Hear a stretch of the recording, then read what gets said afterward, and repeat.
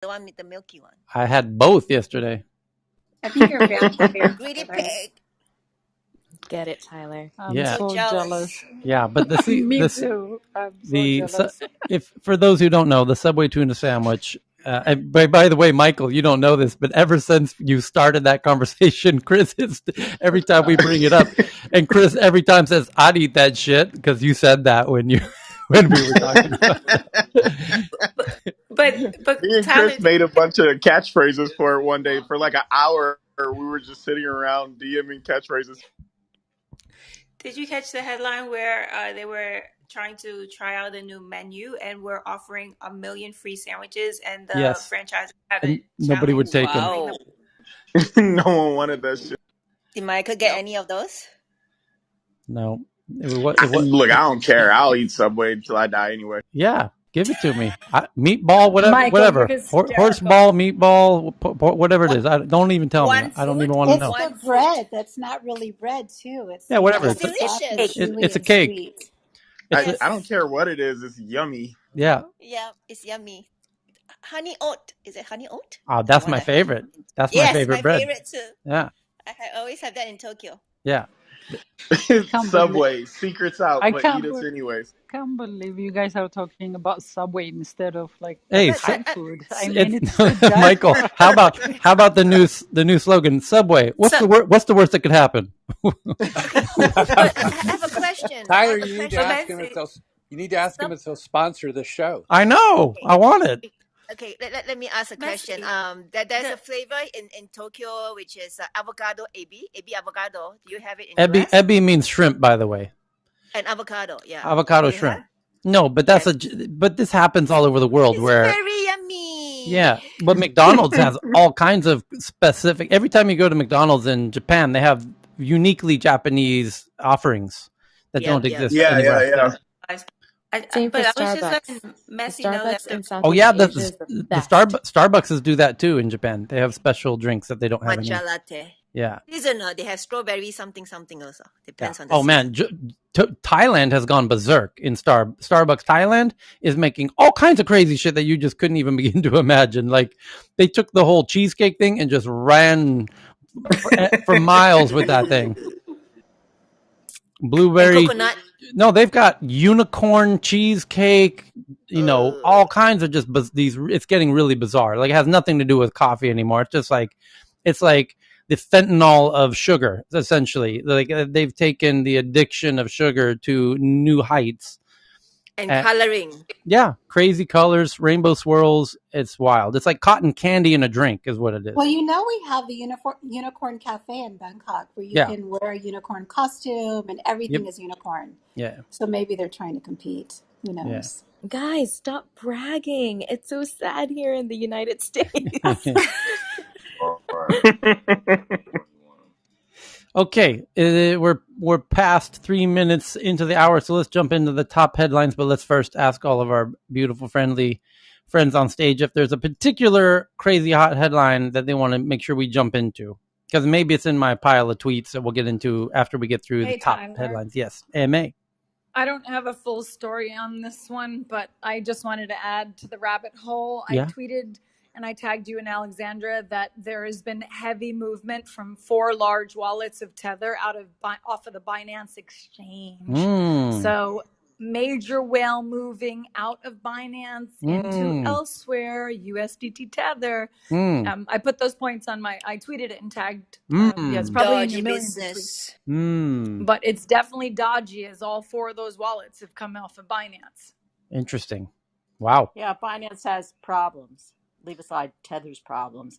HSBC just disallowed any movement for money from England, UK persons into Binance or otherwise, in keeping with the clampdown of regulation globally. Wait, the hot one that I want to get into, and while we have you here, Donna, because I want you seem uniquely suited for this, and let me try and ping Nicholas, because he's also potentially ideally suited to address this as well. So if you can indulge me for 2 seconds, try and ping Nicholas Leon, where there's his icon, but I don't think he gets notifications through here. So I need to try and do it in my Twitter DMs. And so the story is, it was kind of broken by Electronic Frontier Foundation, EFF, which, to oversimplify, it's basically really geeky lawyers who understand, actual real lawyers who actually really understand real tech. It's a weird combination because normally lawyers don't understand tech and tech doesn't understand law. They're a unique cat in that they've actually fundamentally understand both. And they came out with this article about, I don't know, 18 hours ago. The headline is, I'll tweet it out now to the Tech News Twitter account. I think that's the one that Cheryl sent me this morning. Okay, perfect. Well done, Cheryl. And it says, yes. The crypto, I can't tweet it out because I already tweeted it earlier, and Twitter thinks I'm spamming now if I tweet it out. But here it is. You're being too prolific, Tyler. Yeah. The cryptocurrency surveillance provision buried in the infrastructure bill is a disaster for digital privacy. And essentially, the forthcoming Senate draft of Biden's infrastructure bill, a 2,000-page bill designed to update the United States roads, highway, and digital infrastructure, contains a poorly crafted provision that could create new surveillance requirements for many within the blockchain ecosystem. This could include developers and others who do not control digital assets on behalf of users. While the language is still evolving, the proposal would seek to expand the definition of a broker under Section 6045C1 of the Internal Revenue Code of 1986 to include anyone who is, quote-unquote, responsible for and regularly providing any service effectuating transfers of digital assets on behalf of another person. These newly defined brokers would be required to comply with IRS reporting requirements for brokers, including filing Form 1099s with the IRS. That means they would have to collect user data, including users' names and addresses, as that's what the 1099 for. The broad, confusing language leaves open a door for almost any entity within the cryptocurrency ecosystem to be considered a broker, including software developers and cryptocurrency startups that aren't custodying or controlling assets on behalf of their users. It could even potentially implicate miners, those who confirm or verify blockchain transactions. The mandate to collect names, addresses, and transactions of customers means almost every company, even tangentially related to cryptocurrency, may suddenly be forced to surveil their users. Tyler, that's even way bigger than that one. That's just the crypto people. That's the gamer people. That's the people that like digital assets with things, and that kind of language being that broad. That could cover essentially, it's like, hey, you got a skin for your online character there. Well, guess you need to basically be under the same cryptocurrency legislation. Or, hey, did you basically tap your little NFC thing at the coffee shop and you've got like a virtual version of like some augmented reality thing? Guess what? You're now responsible. The same legislation was used to crack down on overseas taxation. And doesn't the law of unintended consequences predict that this will just drive that whole broker industry, as they're defining it, offshore? Yeah, right. There's been a lot of conversation and refining of this provision over the last, I lose time now, like 4 days. If people are, I would say the two most highly qualified people to watch are Jake Chervinsky, Chervinsky on Twitter, and Jerry Brito from Coin Center. The terminology broker has been narrowed down, and you have to be doing it for consideration on a regular basis. So if I decide to sell Cheryl an NFT, and she and I are just, she liked the NFT I posted and really wants it, and I sell it to her, I don't have to file anything. If I am a platform that is always selling NFTs to people, I have to have some kind of KYC, AML, and tax reporting, which I think is relatively fair. Portman, who's the senator in charge of the amendments, of which amendments should be offered up today, they've made clear, and they are hoping, and we're hoping that all of the legislative history indicates that what his staff has said, both in tweets and individually and collectively to people in the crypto industry, that this in no way is supposed to include miners or nodes. And so, though we would have preferred that exclusion to have been in the bill, the legislative history is as such. We're not sure whether the amendments will then be able to include it in the bill, but that's where it is. So it is better than it was, and the legislative history, it would in fact make it more palatable and exclude a lot of the people.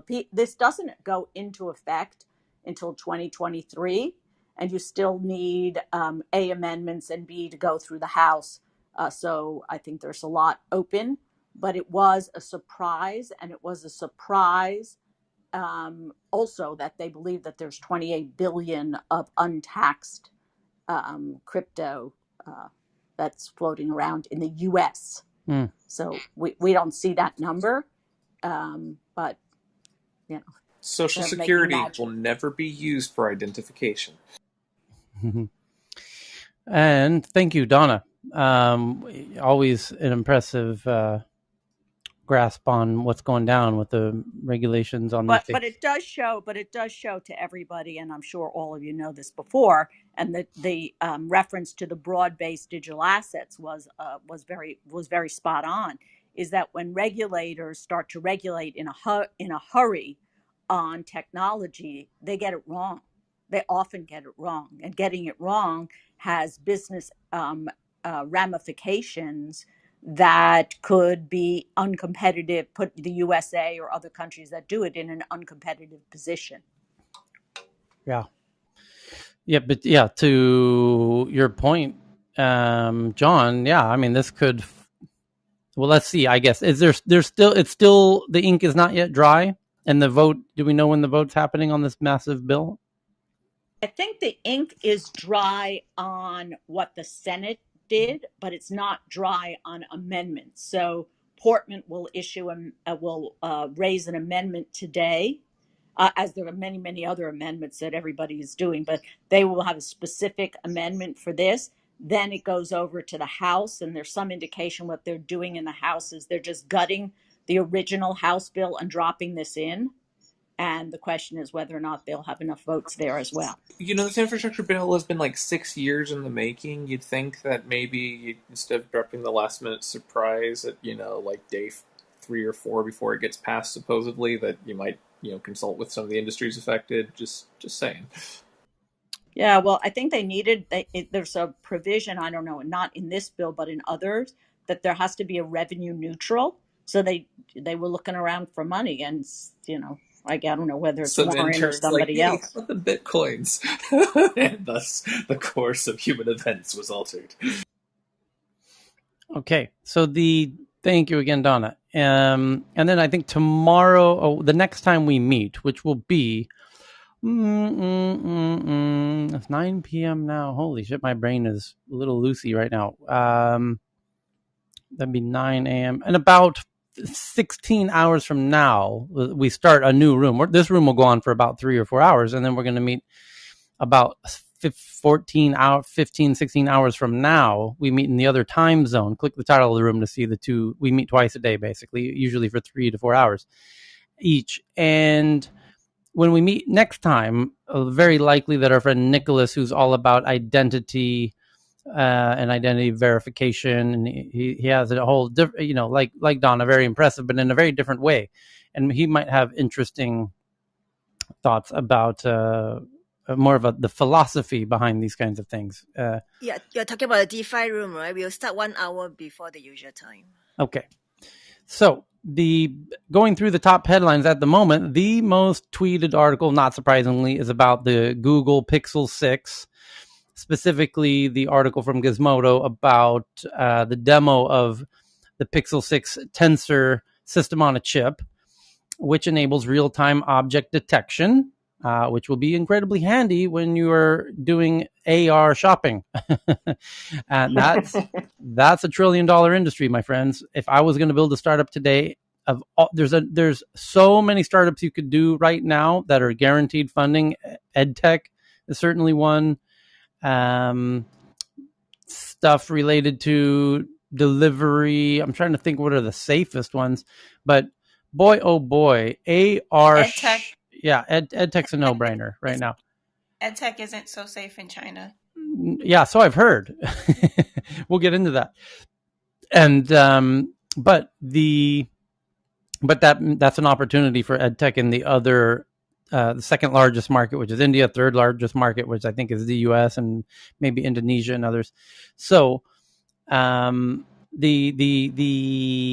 this Google article about what startup I would get into is AR shopping. And to do AR shopping, you do need object recognition instantly. And you do need your device, whether that be your phone or your AR glasses, to recognize the shoes on the person walking by and their jacket and their backpack and their bicycle and their coffee mug or whatever, their hat or their sunglasses, so that you can instantly click and buy them, which is in a wildly more efficient, optimal experience than searching for shit on your Amazon search bar in your Amazon app. And where you stop the person awkwardly and say, "Oh, excuse me, where did you buy that at?" "Oh, okay. Here, let me get the name of that hat," and then open my Amazon app and type the name in there. Or in the very near future, somebody will walk by with a hat. You don't even need to make eye contact with them. You just either hold up the phone, or if you're wearing AR glasses, you just look at them and you tap on their hat through your glasses and say, "I want that." And it says, "Are you sure you want that?" And you're like, "Yeah, I want that." Boom, done. Transaction finished. That's coming.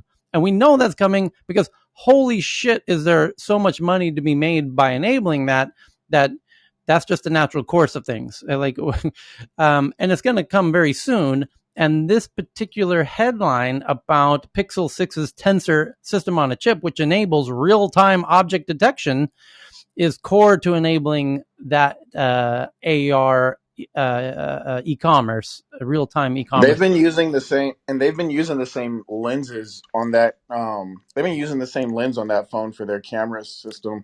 It's not the most powerful lens, but it hasn't had to be because their software is so fucking good and so fucking strong.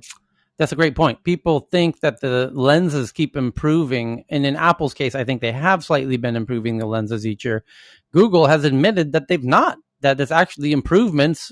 The photos get better, but the improvements are coming from the AI side. And what's so interesting about this is Google has invested so incredibly heavily into AI with Google Assistant and image recognition and everything that they do. And so when they making this new Pixel 6 phone, which is their new just announced competitor to, the flagship phone to compete with the iPhone, the differentiator for them is that they have kind of superior AI. But to take advantage of it, you need this, what's called the Tensor system on a chip, SoC, which they now have. So that's what's so interesting is the technologies that it will enable. So to me, the most interesting one is kind of real-time AR shopping or e-commerce, social commerce. John? Do you know if anybody's... If you got an extra 100 million burning a hole in your back pocket, you can go to any chip foundry in the world and say, "I want a clone of this thing and I want it in 8 months," and they will get you production grade qualities in the millions with stuff. It is not that hard to clone. What's interesting is that very few groups have the integrated strategy across their software divisions, across their hardware groups, and across their product side to say we can do the full stack. The hardware vendors, they're like, we're focused just on chips. We don't want to mess with anything upstream from that. And software people are saying, "Oh, that's hardware. That's scary over there." So de facto, the only groups that are doing this are the ones that basically have that sort of broad, weird giant. You can see all these different verticals. But if you have a target strategy, you could actually do a very narrow version saying, "I want that." But it's interesting seeing who wants to jump first into that pool.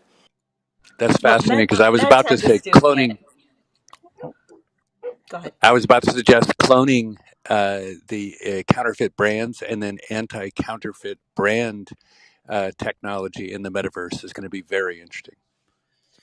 Yeah, the whole concept of the value of a brand in a digital domain is itself interesting. Can Gucci, because in the physical world, the quality of Hermes products are superior. I mean, it's not easy to make an Hermes bag, and it's got soul.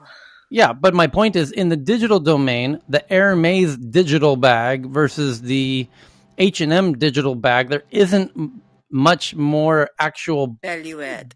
Well, no, I mean, it's equally difficult to make an Hermes digital bag and an H&M digital bag. So I don't know. Did you hire an artist to spend 1 hour working on it, or did you hire a team of 300 people to basically make sure that's that the every point. last feature of Here's the fabric, the point. Physical goods require actual earth time to create each individual unit. Yes. Digital goods do not.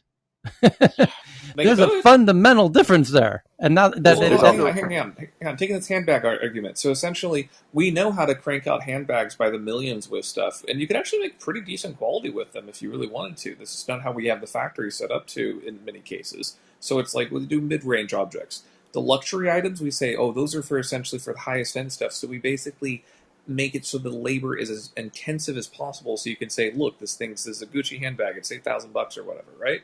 Here's the thing.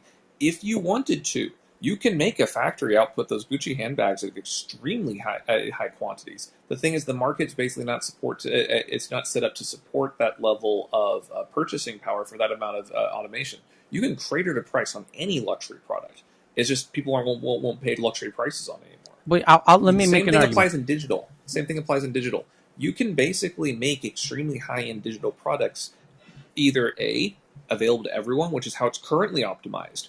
But you can also go the other way. You can say the only way you can create this handbag with their virtual 3D tools is using this built-in handbag creator. And by the way, it's really fucking difficult to use, but you can artistically engrave like every last millimeter of it with like the entire history of essentially the brand with every handbag ever made, and digitally encoded with scans of everything else. You could make it pointlessly elaborate if you want to, and you can charge a premium for that.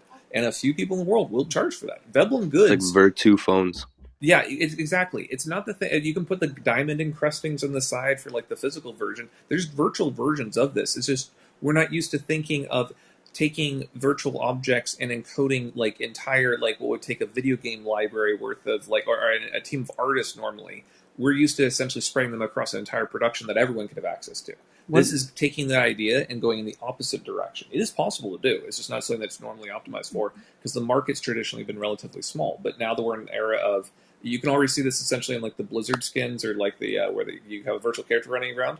People will pay thousands of dollars for a one-of-a-kind outfit that only exists like 10 limited edition type kind of thing. Yeah, it's one of the main ways that a lot of microtransactions make money these days. So you're going to see a version of that for Metaverse. It just takes it to another extreme. An important consideration is we have in fashion, for example, or any physical object has different qualities of materials, right? And leather is perceived as more valuable than plastic generally, and you have different qualities of leather. I mean, dozens of different qualities of leather and denims and vinyls, and I mean, you're talking about we can usually detect. A lot of people are trained to be able to detect the highest qualities of denims and leathers and typical materials.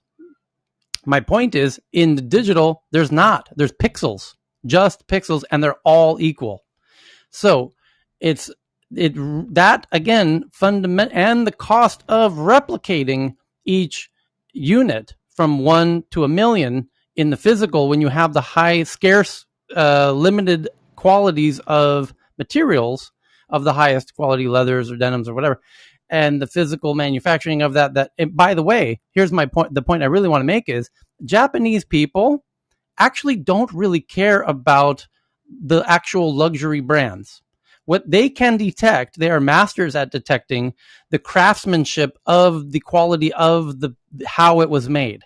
They honestly don't really care if it's LVMH or Gucci or Prada or whatever. They are literal masters at detecting how much quality was embedded into the physical object. And when they have tactile access. Yeah, well, no, because they ride subways together, packed together like sardines, and they can see there's very little. When you duplicate something, forgeries? There's very little forgeries in Japan because they can detect them very easily. They're trained to detect them, and nobody would have any interest in a copy of a LVMH product or a Gucci bag or a Louis Vuitton bag.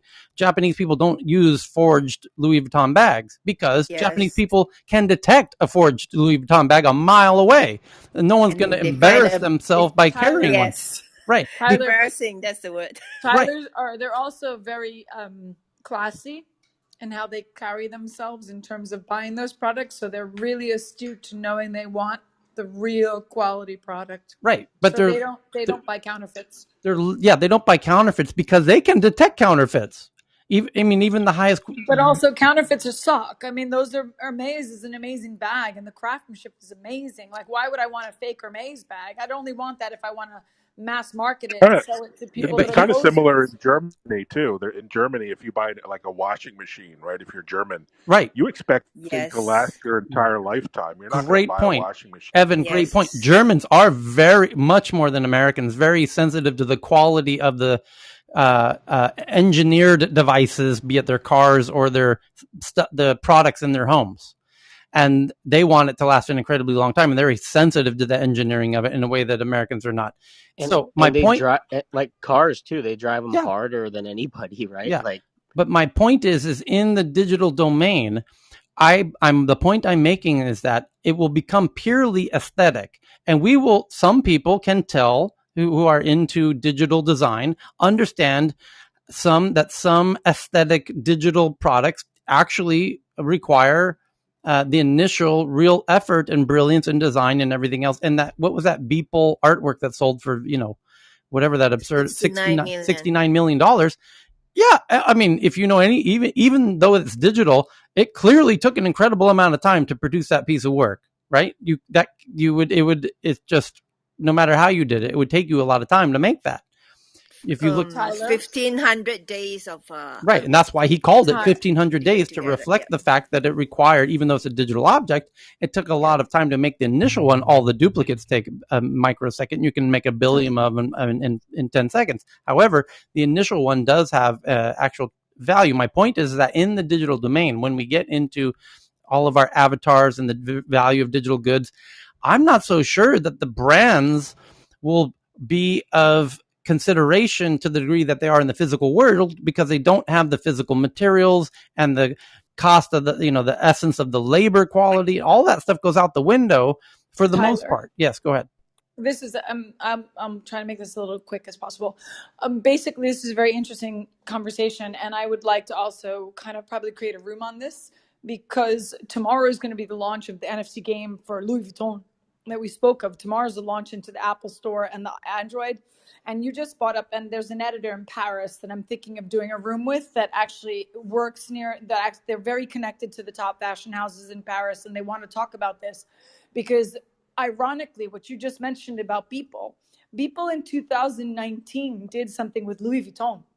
And actually 20 of the NFT anecdotes are going to come from Beeple's collaboration with Louis Vuitton. And it just came out in Financial Times yesterday. So 20 of those NFTs inside that context of their promotion, that big splash they're going to do tomorrow, 20 of them have been made with Beeple. So it's going to be very interesting. And I want to have a conversation with industry fashion folks, those are the collectors, generational differences between those that purchase Louis Vuitton and the more traditional Louis Vuitton shopper and the more modern, younger Louis Vuitton shopper, because I think that's going to be a fascinating dialogue to have, because we are looking at how do we value the new generation of luxury goods going forward into the space where we're going to start to see companies like Fabricant that are doing three-dimensional fashion, 3D fashion out of Amsterdam. So it's going to be very interesting to see how they marry their skills together and make it come forward for the generations ahead. Okay. MA, I am there. And then Tyler, just real quickly Florina? Too. Yes, I All am right, there. Yeah, let's just do it, because I've got two editors from Paris. They're totally amazing, and they want to do it. They're like, "What time are we going to do this?" So I need to figure out a time. So, just real quickly too, along the same vein, haute couture is the most sought after high-end fashion, right? Because that is fashion that is constructed by hand from start to finish. There's actually a federation of couturiers. So the federation numbers like some 100 members. So this is globally, right? And that's part of the allure, this absolute scarcity of haute couture. So I actually can foresee a future where there's a similar federation for digital designers. Yep. Right. Great point. I think that will trend in future. I think you're right. Tyler, I think this. Florina, I'm sorry. I'll send you a back channel.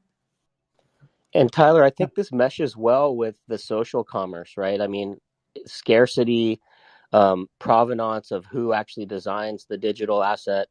I think these all really are going to drive this, the real value of the digital assets. If you happen to be there during a live session when, you saw the asset you're wearing or using get designed that has special value to you and to, potentially the market, and with NFTs and things like that, I think that's going to be the future of luxury. Here we go. So let's jump back. Well, and Tyler, the reason I brought it up is I think there will be a blockchain-based material identity that will be the counterfeiting infrastructure for this whole industry. Yeah, there's no doubt about that. Well, LVMH, Ian, who was a dear friend of mine for long before he joined LVMH, he started off, he did his own startup in Santa Monica called Topspin.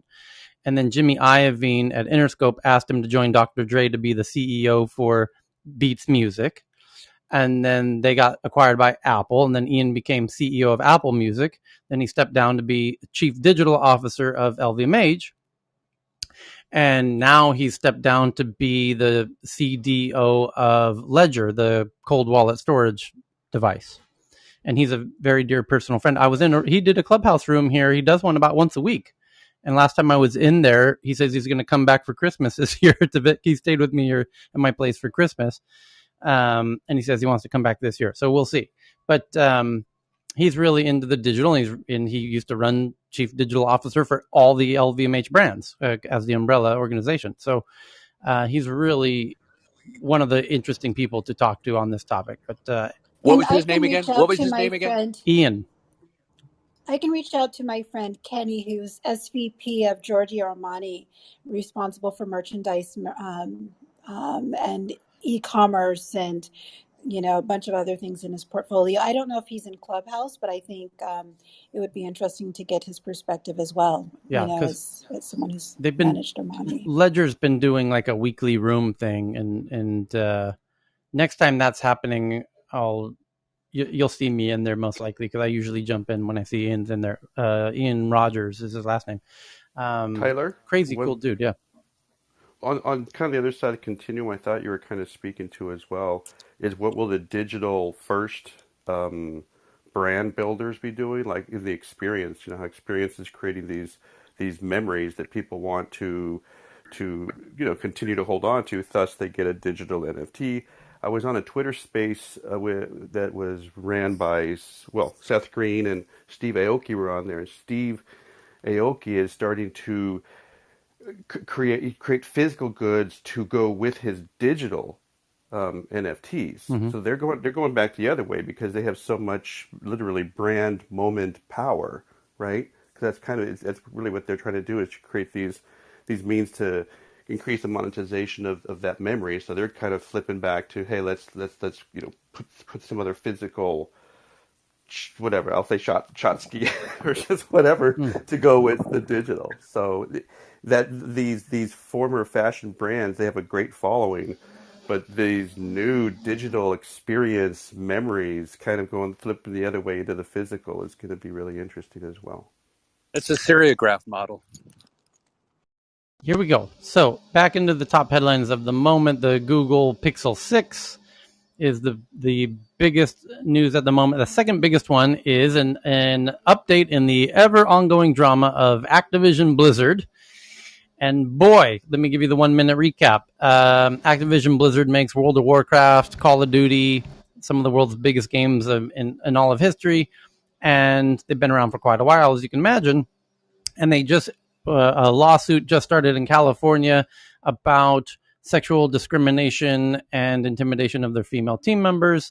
The two senior executives made a comment internally about how this is not reflective of us as a company, and they disagreed, and whatever.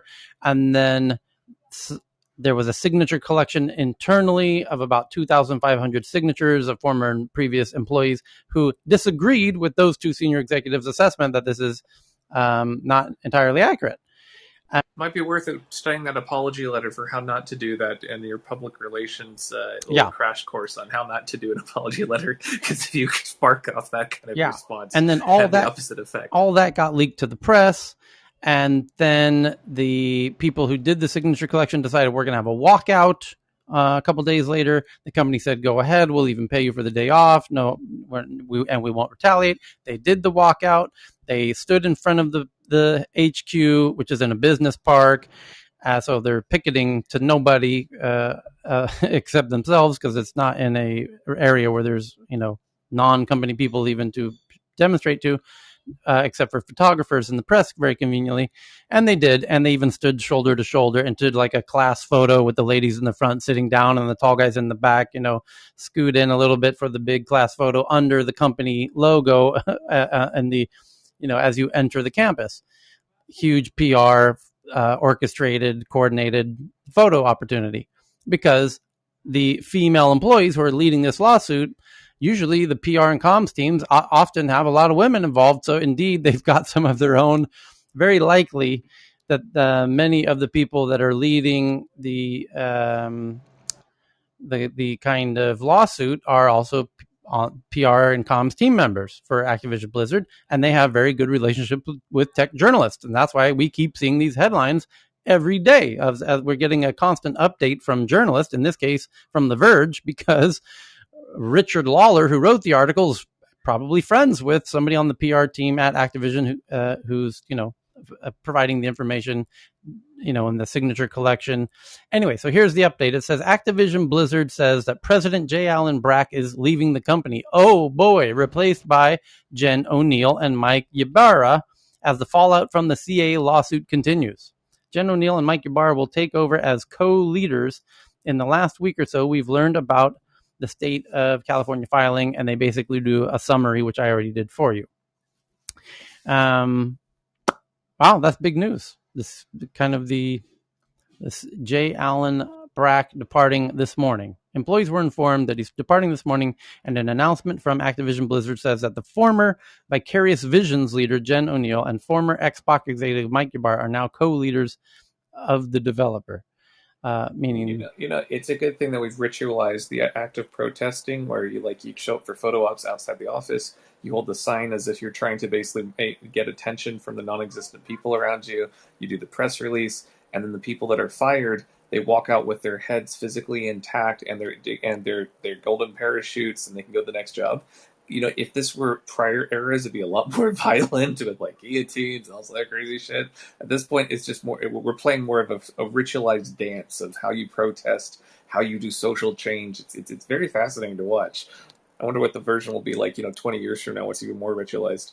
So the employees have 4 demands, where it says ahead of their walkout, employees made a list of 4 demands, including an audit of executive staff, an end to forced arbitration clauses, and other changes to improve diversity and equality for marginalized groups at the company. These demands followed an inconsistent and self-admittingly tone-deaf response from the company, including a letter from Brack, where he claimed to have fought bro culture throughout his career, despite the lawsuit alleging he was aware of and enabling the behavior cited. So he's named in the suit, so might as well step down now if they don't think they have much legs to stand on.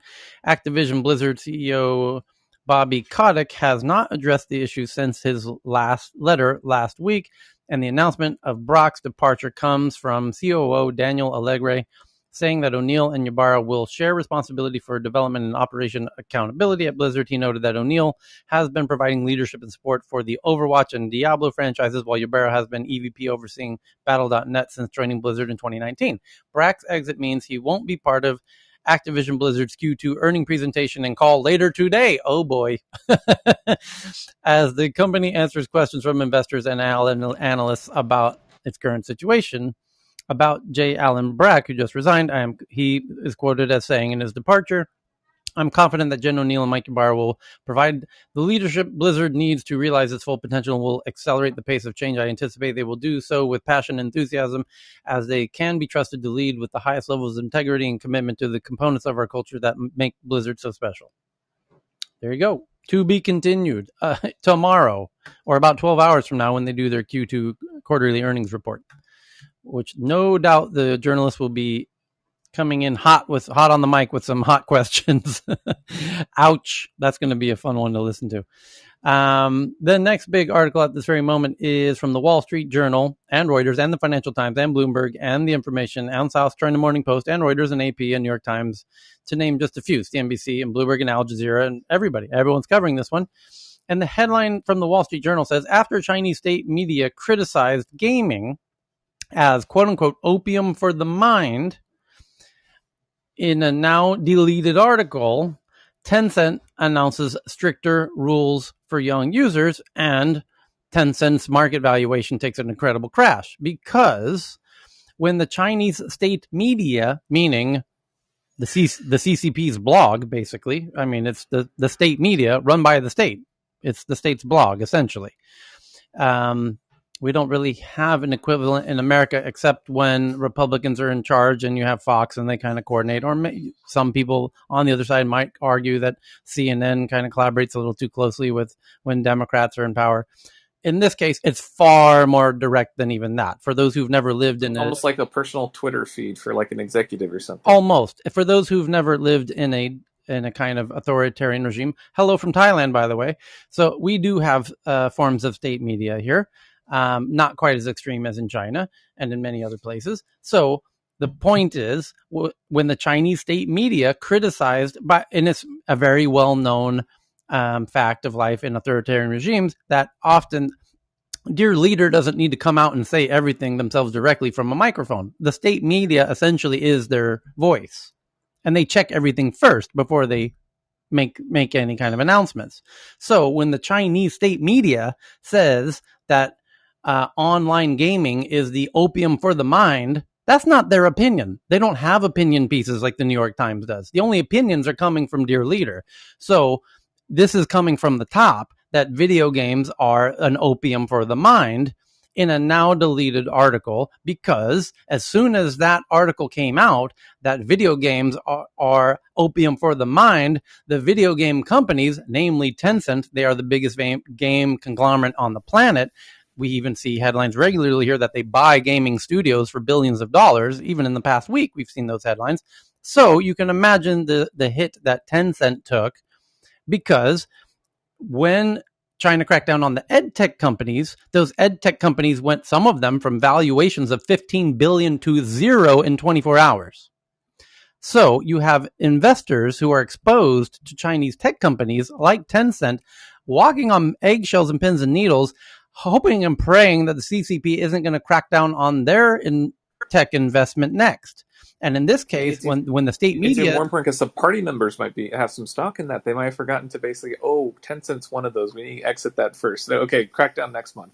Right. So, Tyler... Yeah, but let me just finish that little thought. It's just a little cherry on top, which is, so any hint of the government cracking down on, because they've been cracking down now for quite a while, since January, when they stopped the Alibaba Alipay or the Ant Financial Alipay IPO that got shelved in January. Ever since then, they've been on a kind of nonstop tech crackdown, which is notably accelerating, since then, especially recently.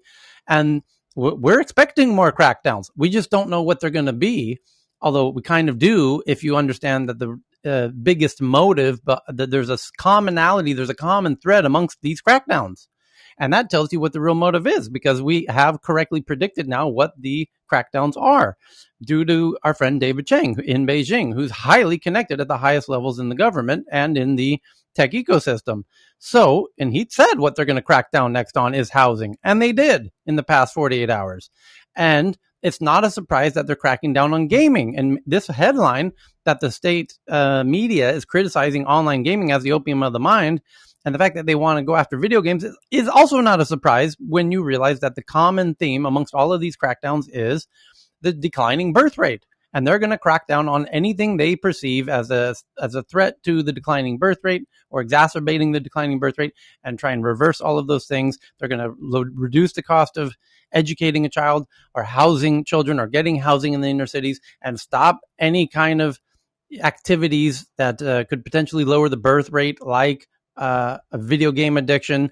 And they're going to boost things that are likely to increase the birth rate. So that is going to be those who can accurately predict what the government's next moves are will benefit greatly economically if you can correctly predict what their moves are going to be. And thus far, it has held true that the common theme is all of these things have in common is that they're addressing the declining birth rate.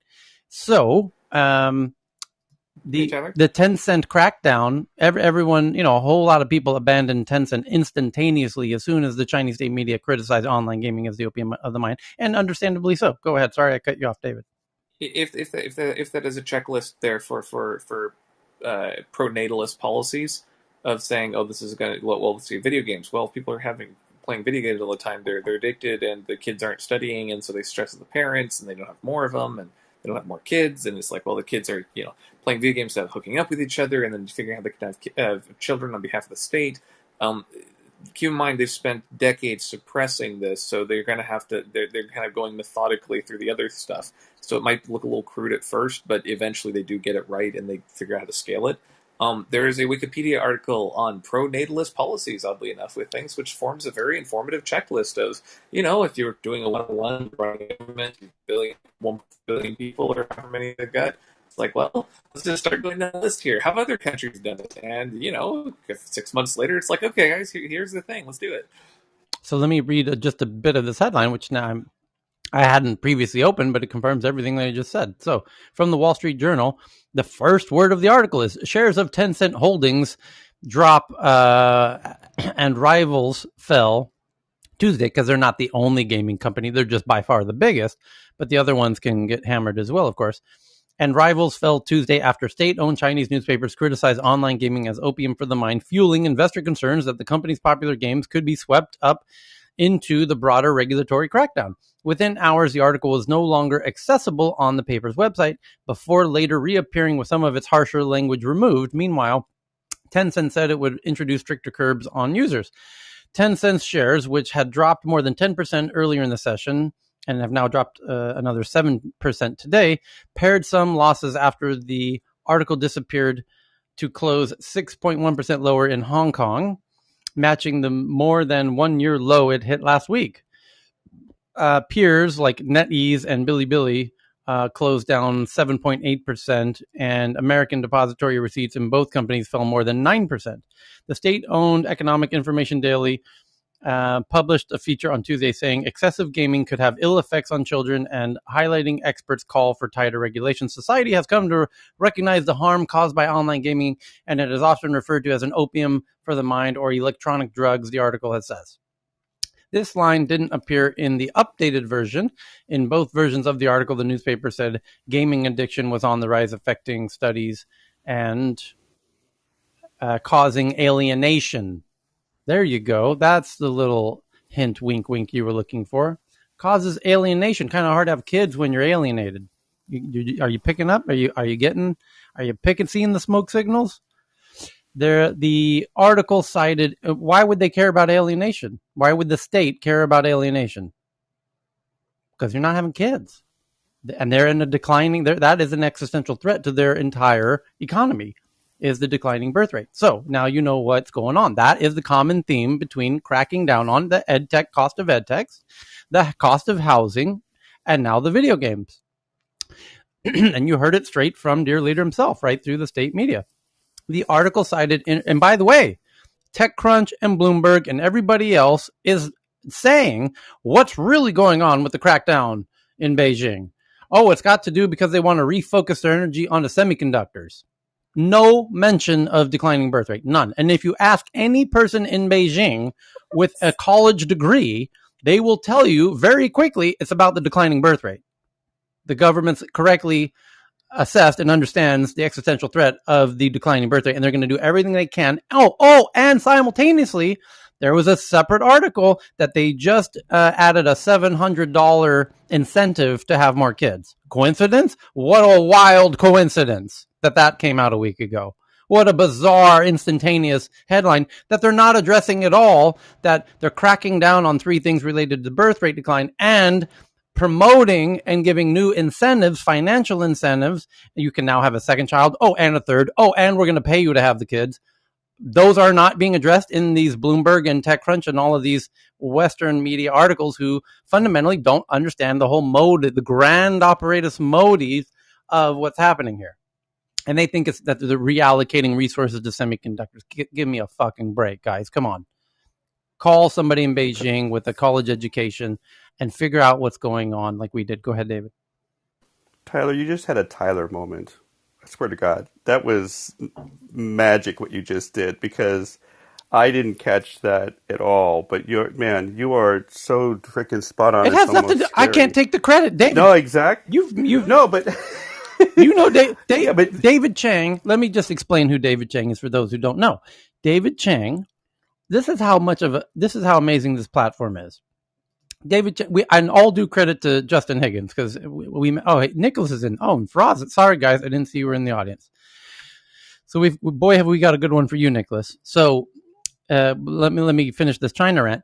David Chang is absolutely brilliant. And by the way, when the headlines, before the headlines, he was DMing me and Cal. We have our own little DM thread. And David says, sorry, I've been busy. I haven't been able to come into the room lately. We're like, hey, no problem, man. We know you're obviously a smart, busy dude. And he says, yeah, but I want to tell you why. We're like, okay, why? Why haven't you been coming in the room? Oh, because we're taking down all of the mining rigs in Inner Mongolia and moving them to Texas. And there was no headlines about that yet. You know us. If there was a headline, we would have known about it. There was nothing, nada. I was like, what? China's shutting down all the Bitcoin mining? Yeah, and he manages all the Bitcoin mining, all, ALL, capital, all caps, bold, italicized, all the Bitcoin mining in China. He manages personally, and he's there on the ground with the photos showing us, sorry, I've been traveling a lot, and that's why he's not been able to do Justin's rooms as well, obviously, and he's moving them to Texas. We're like, holy shit, that's wild, man. Had no idea. 48 hours later, first headline, China cracks down on Bitcoin mining. Next day, third day later, 4 day later, 5 day later, China's whipping it down. And it seems they're moving them to the U.S. Wild. And me and Cal are like, holy shit. David Chang is for real, y'all. Holy cow. Because he showed us the photos. They're on the ground. And we were blown away. So just to give you context of how plugged in David Chang is in China, when David says, it's very simple, guys. It's the declining birth rate. And Xi is doing everything he can to address it. And he started out with the education because he correctly assumed that's one of the biggest financial burdens to, having kids for Chinese families. And the housing is the second biggest. And he's cracking down on the housing. And he even told us precisely which companies to watch if you might be interested in potentially shorting the property companies that are publicly listed in the U.S. And he was right. And they did crash. New Oriental? Yeah, no.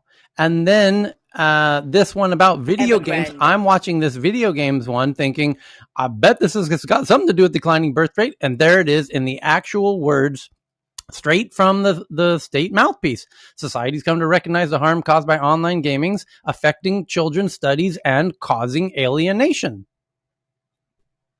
Okay. Why would any country care that you're being alienated? It's the birth rate.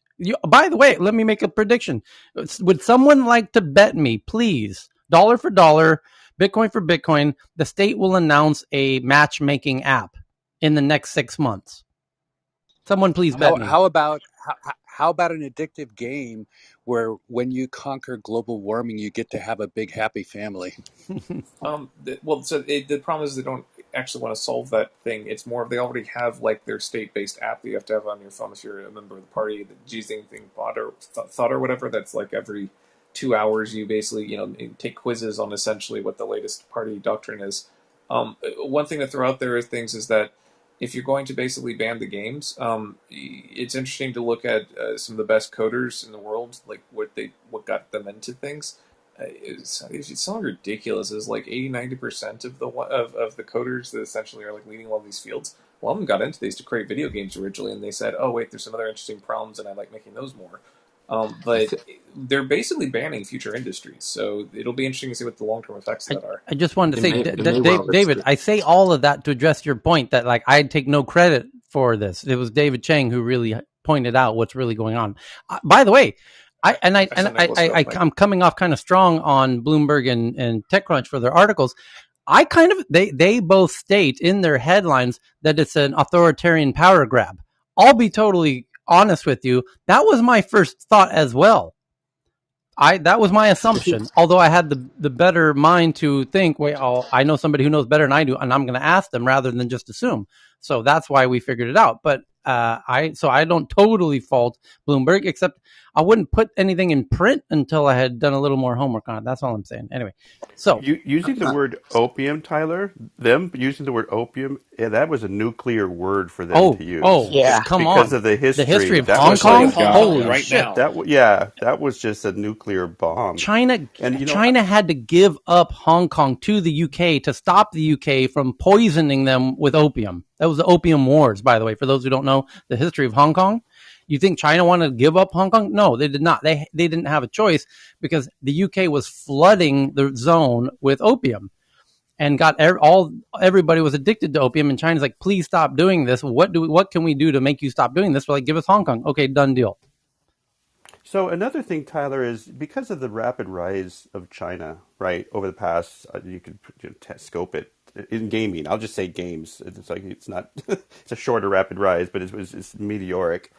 You know, when you first started to bring up the point, the word opium was like the hot word first, but then I thought back to the olden days here in the States when there was at least some sense of regulation. When I was back at Atari.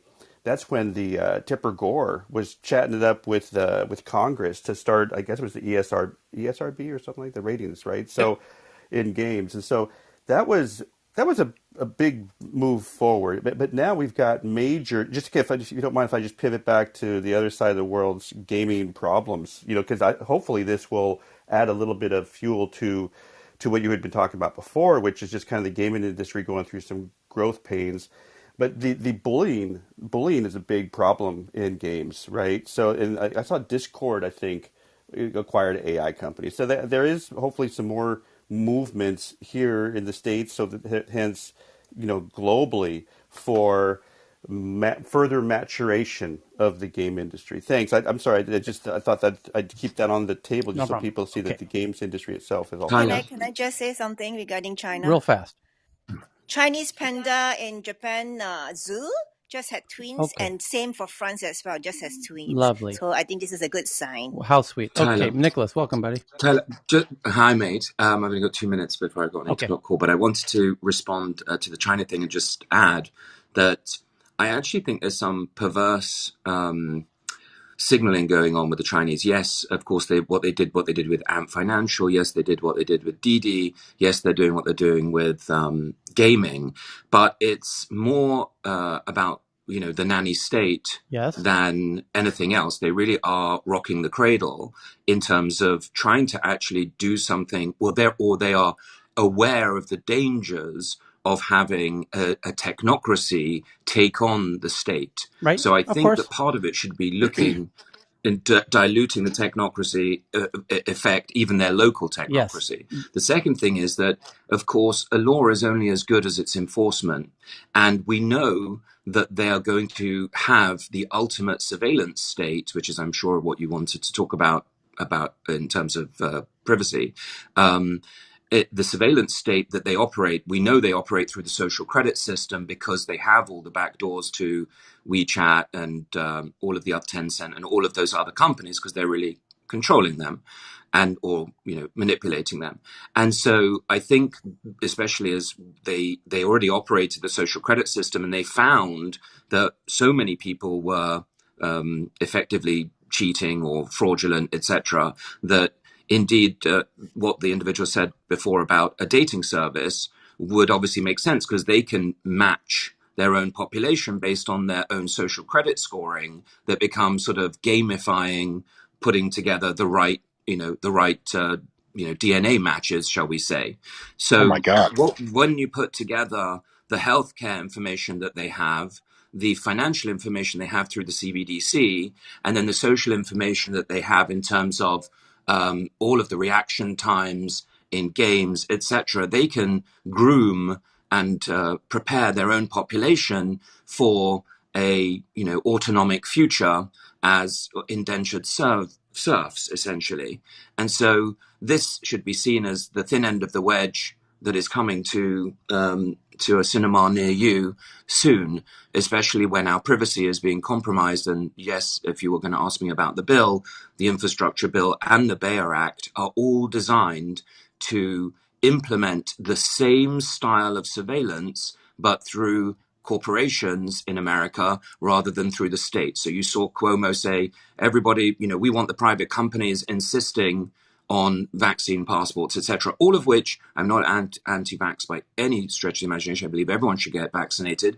The funny thing I would say about vaccinations is that the unvaccinated are now acting as the control group. So if anyone says to you, I don't want to be involved in a medical experiment, you say, well, you are, because you're the control. And that's what we're seeing right now. So you could see America as the control for the Japanese experiment, and privacy, identity, and everything to do with the blockchain is the only way we can survive this. And yes, the infrastructure bill threatening the peer-to-peer world by making miners and stakers and other people involved in the transacting of crypto and criminalizing them is essentially a step along the way to the Chinese model. Right. I've got to run now. Dekai had an expert. He had a total expert speaking to that, Nicholas. You're spot on. But what they're really doing, this is all kind of rolling up into the greatest game that ever existed, which is the game that the government is using in China to lead through the behavior of all these different the social credit system and all of that. So it's kind of, there's some red herrings that are getting our attention about privacy and things like that. But it's not what they're really trying to do. It's just kind of a roll up to just elicit and to start to get that game going for all the Chinese citizens. So Nicholas, I would just add one thing, if I may, uh-huh. on the Chinese advertising ID, because obviously that was the topic when the iOS privacy updates came out, and now it's quite we're not hearing much about it, but I'm assuming that they're pursuing this, and they can get all of the in-game behavior, as Nicholas mentioned, through this unique ID that they have. And a fun fact I will just add is that that Tencent is also an investor in my company, but I don't think it impacts us right now too much. But that's also, we're watching this as well. Sorry, I'm back. Okay, so I would just want to highlight the point that when China started cracking down on the Ant Financial IPO and Alibaba, and that preceded the declining birth rate data, which only came out about 6 weeks ago. And you're right, they're two separate issues, but they're happening concurrently, and they actually those Venn diagrams actually overlap to a considerable degree. And they are consistent in that they are both similar in their crackdowns of the technocracy, as I think you call it. And indeed, we had a headline that they're nationalizing the data, as it appears to be, and that's concurrently true. The surveillance aspect is happening. The other point I wanted to bring up was, it's funny enough, the BBC just came out with an article 8 hours ago about shares slide on China's brands online games as electronic drugs, and they do mention the birth rate. And so kudos to officials. It says the major shift in policy came as authorities try to ease financial pressures of raising children. And officials have been... So kudos to the BBC for also figuring this out. And then The point I want to make is Tyler, Dr. Francine just came on. Yeah. She's on mic. Okay, I got it. Thank you. So, hi Francine, good to have you here. I'm just muting. It sounds like you have background noise there. So for Nicholas, what I wanted to ask you specifically was I sent you a link in Twitter DMs. And the link is to the EFF. Oh, you saw it. It was about the headline is the cryptocurrency surveillance provision buried in the U.S. infrastructure bill is a disaster for digital privacy. And to quickly summarize, I from my perspective, it seems like it's going to essentially force everyone into more extreme centralized, decentralized camps. You're either going to comply with the state or you're going to have to go off the grid with Satoshi. To simply, and I wonder if you agree with that very oversimplistic assessment. I think it's exactly. Remember, I always talk about there's a line in the sand. This is the line we were expecting, and the legal community that sometimes is on here. People like Lewis Cohen, would tell you, have told you exactly the same.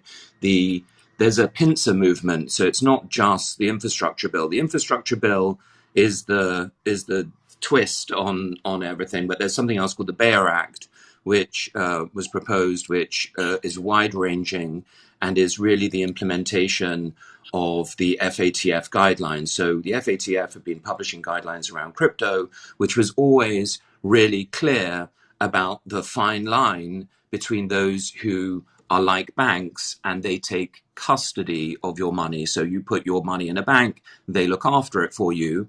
And the non-custodial, which is those who look after their own money. So you don't pay it into a bank, you put it onto a currency like Bitcoin or like Verus or whichever cryptocurrency you care for. So the fine line was always between custodial and non-custodial. But that is within the Bayer Act. And the Bayer Act has been actually quite clear, and it still leaves room for those of us who are building truly decentralized, distributed, self-sovereign technologies. So the Bayer Act sets out a way that this still remains. But the infrastructure bill, by proposing, and it's the intent of the bill is that there is an erroneous thought that crypto people are avoiding taxes and there's a giant amount of tax money to make. So that's really driven. The infrastructure bill is saying we will pay for this $2 trillion bill, 3 trillion, whatever, 1.2 trillion, whatever it's going to be, with this new enhanced taxation of crypto, as if there's loads of money not being paid. Right. But in fact, it does create a situation where the word broker could imply it could imply that a miner was in fact assisting the brokerage of that trade by running the software on their computer. And that's really the very nitty-gritty of this. Amen. But there is one major point. There is one major thing, which is that it is almost impossible to enforce. So like we said about China enforcing the social credit system, it's very difficult for them to enforce that ruling and to try and make everybody a miner. And it would be definitely not in America's interest, because they want the surveillance capitalists, the Andreessens of the world, to own the next phase of the internet. And the powers that be will say, hey guys, if you clamp down on this innovation, you're going to severely jeopardize America's future.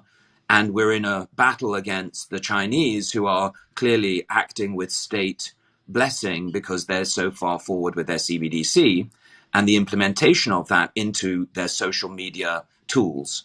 So I think that they will find themselves corrected by the technocracy and the surveillance venture capitalists, and they will probably amend the bill to be clear that it would have to be in agreement with the Bayer Act in terms of its definition. So I'm not overly worried, but if I was a cryptocurrency that wasn't truly decentralized, distributed, that didn't have the ability to really be purer than the driven snow, I would assume that you're going to get clamped down upon, which is exactly why Binance have been having so much trouble. They are the poster child for how the clampdown works, not in China, but in the globally. the FATF world, shall we say? Yeah. Sorry. Okay. Now, next, here's another seemingly not related, but actually very related article. Now, watch how this plays out. This is kind of wild. And there's a headline that's breaking right now that just gave me goosebumps, and I'll explain why. So, how do we start this? Apple iOS 15 is coming out, and the Apple iOS 15, we're all going to download it next month when it's announced to the world. Developers get a preview through the beta system, of which I'm involved in as well, and I'm sure many people on stage are. No doubt Carl is. Evan, do you get the betas? Anyone else on stage get the Apple iOS betas? Nope. No. I wait till it's been tested. Yeah. So yeah, I'm there. You're on beta 3, Johan? Yeah. Okay. So we're up to iOS 15 beta 3. Then it goes sometimes to beta 4. Then it goes to the GM, which is the gold master, and then they do the public. So we're about 3 weeks away from the actual public release of iOS 15, and you'll all get iOS. And now what we found in beta 3 was, which was about 4 days ago, was that now Apple is adding this element of tying your state IDs to your facial bio recognition system, so that you can, just like you digitize your credit card, you can now digitize your state ID, and it will be authentic and authenticated. And that's interesting. Okay, that's kind of interesting. And then, but here's the crazy bit. I get a DM from a friend of mine who has a rather popular app in Sweden saying, we just submitted our app to the App Store. Again, as we always do, just like Clubhouse has to update their app every week with new features. Every app developer does that.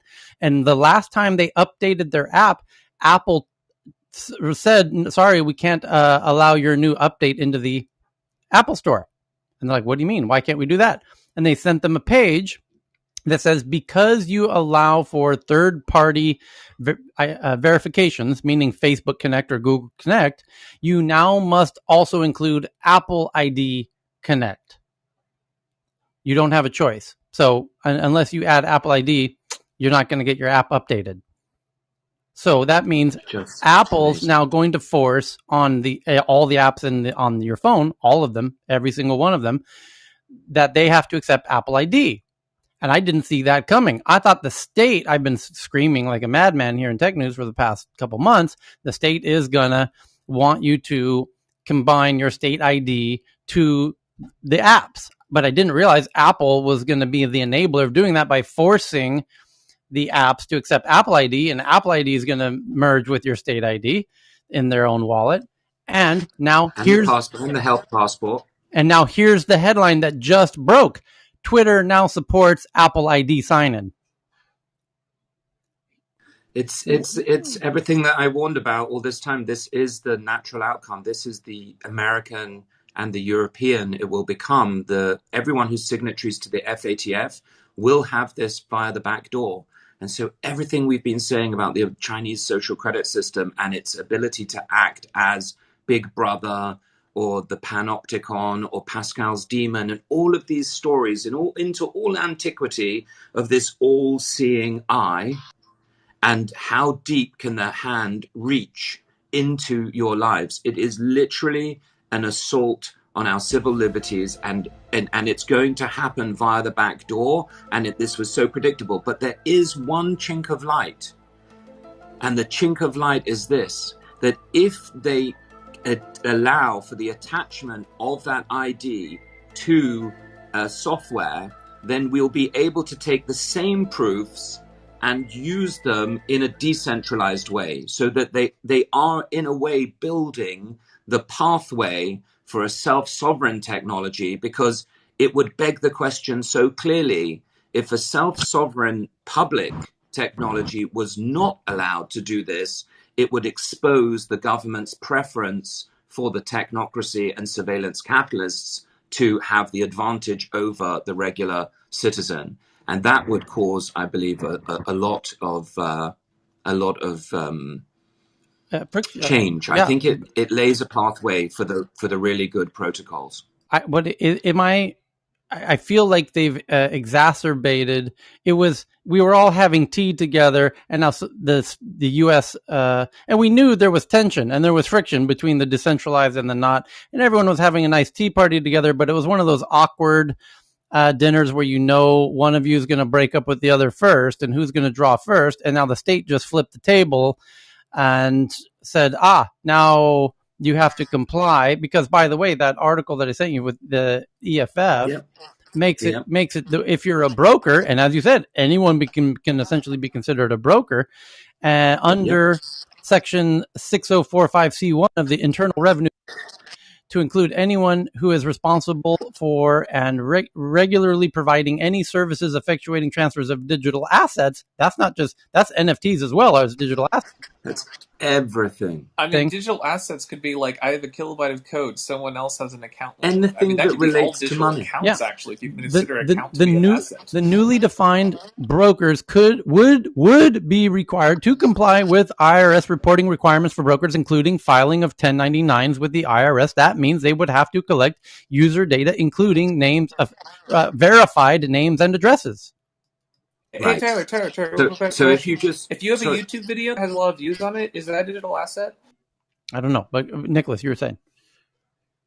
So, first of all, but I think they've made it clear the Tea Party's over. This is war. You're either with us or against us. You're either fully regulated Coinbase, as you said, Andreessen, or you're Satoshi, and this is war.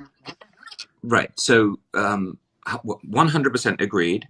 This was, however, telegraphed. And we used to talk about the bear hug. Right. The way, and I was warning of this, many months ago, that this would be the natural position, is you will bear hug all the people that made money in the early days. So everyone who went from, 09, anyone who was in before basically last year, was given, the infrastructure was set up, and Andreessen had provided the money to provide the Coinbases of the world, who were already in full compliance, that were saying, okay, we can now identify the giant movers here, right? And they effectively gave them the big bear hug, which was like, come and have some money. Come and have some money and bring your money over. But once you moved all of that over, they're now strangling the industry, because everything because they understand, they're not stupid. They understand that the future is the transfer. So the internet that we're moving to, which is why we have the name Value as the next chain that's coming out on the Verus platform. But the internet that we're moving to, Web 3.0, is really the internet of value. And if you look at the Bayer Act, the definition of a digital asset is any form of value, because they're just as concerned about the artwork. When people are buying pixelated punks for $1 million, the government is extremely interested in who is doing that and why they are doing that, and whether this is anti-money laundering or terrorist financing or whatever. They have to know about this, because they cannot have, in a world where you have zero interest rate policies, people creating money outside of the dollar system. So this is all the singularity coming between finance, between healthcare, and between social democracy. This is the singularity of the digital age, and it will be known in the future as the internet of value. And so anything of value will require an identity, and that identity will be registered with the state, and you will have potentially, if you do not, back public blockchains and the people who are building them as your champions, essentially, that they're the people that will be able to say to you, we can do it ourselves. We don't need to do everything this way. And in fact, we can even comply with your compliance using zero knowledge proofs that says I can prove something without you needing to hold all the data about me. And so you will start to become the repository of value, just like your consciousness is the repository of your memories and your story. You will need to digitally get that right. We call those rights self-sovereign identity rights. It's a new human right that we will need, that we should have the same privacy rights in the digital But realm as we have in the will grant physical those realm. rights? Not the UN. We have to stand for them. Right. And the only way we can stand for them is if a technology can deliver us privacy and truth via the public blockchain, because none of us trust any of the intermediaries. I wouldn't trust Apple, Google, Facebook. Not that I think they're bad people, but they should not be holding democracy in their hands. Democracy should be held in the hands of the public. And that's why you need public blockchains, and you cannot use technologies like Ethereum, which have giant pre-mines and ICOs.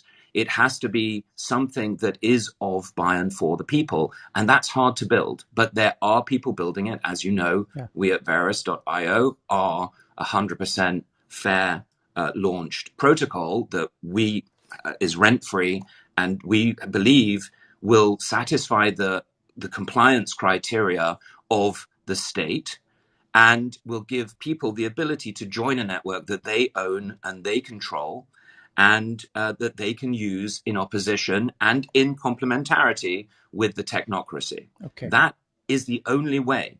So the fine line has been drawn, and there will be protocols that are on the true, side of public service, and those that are not, basically. Okay. I would just like to.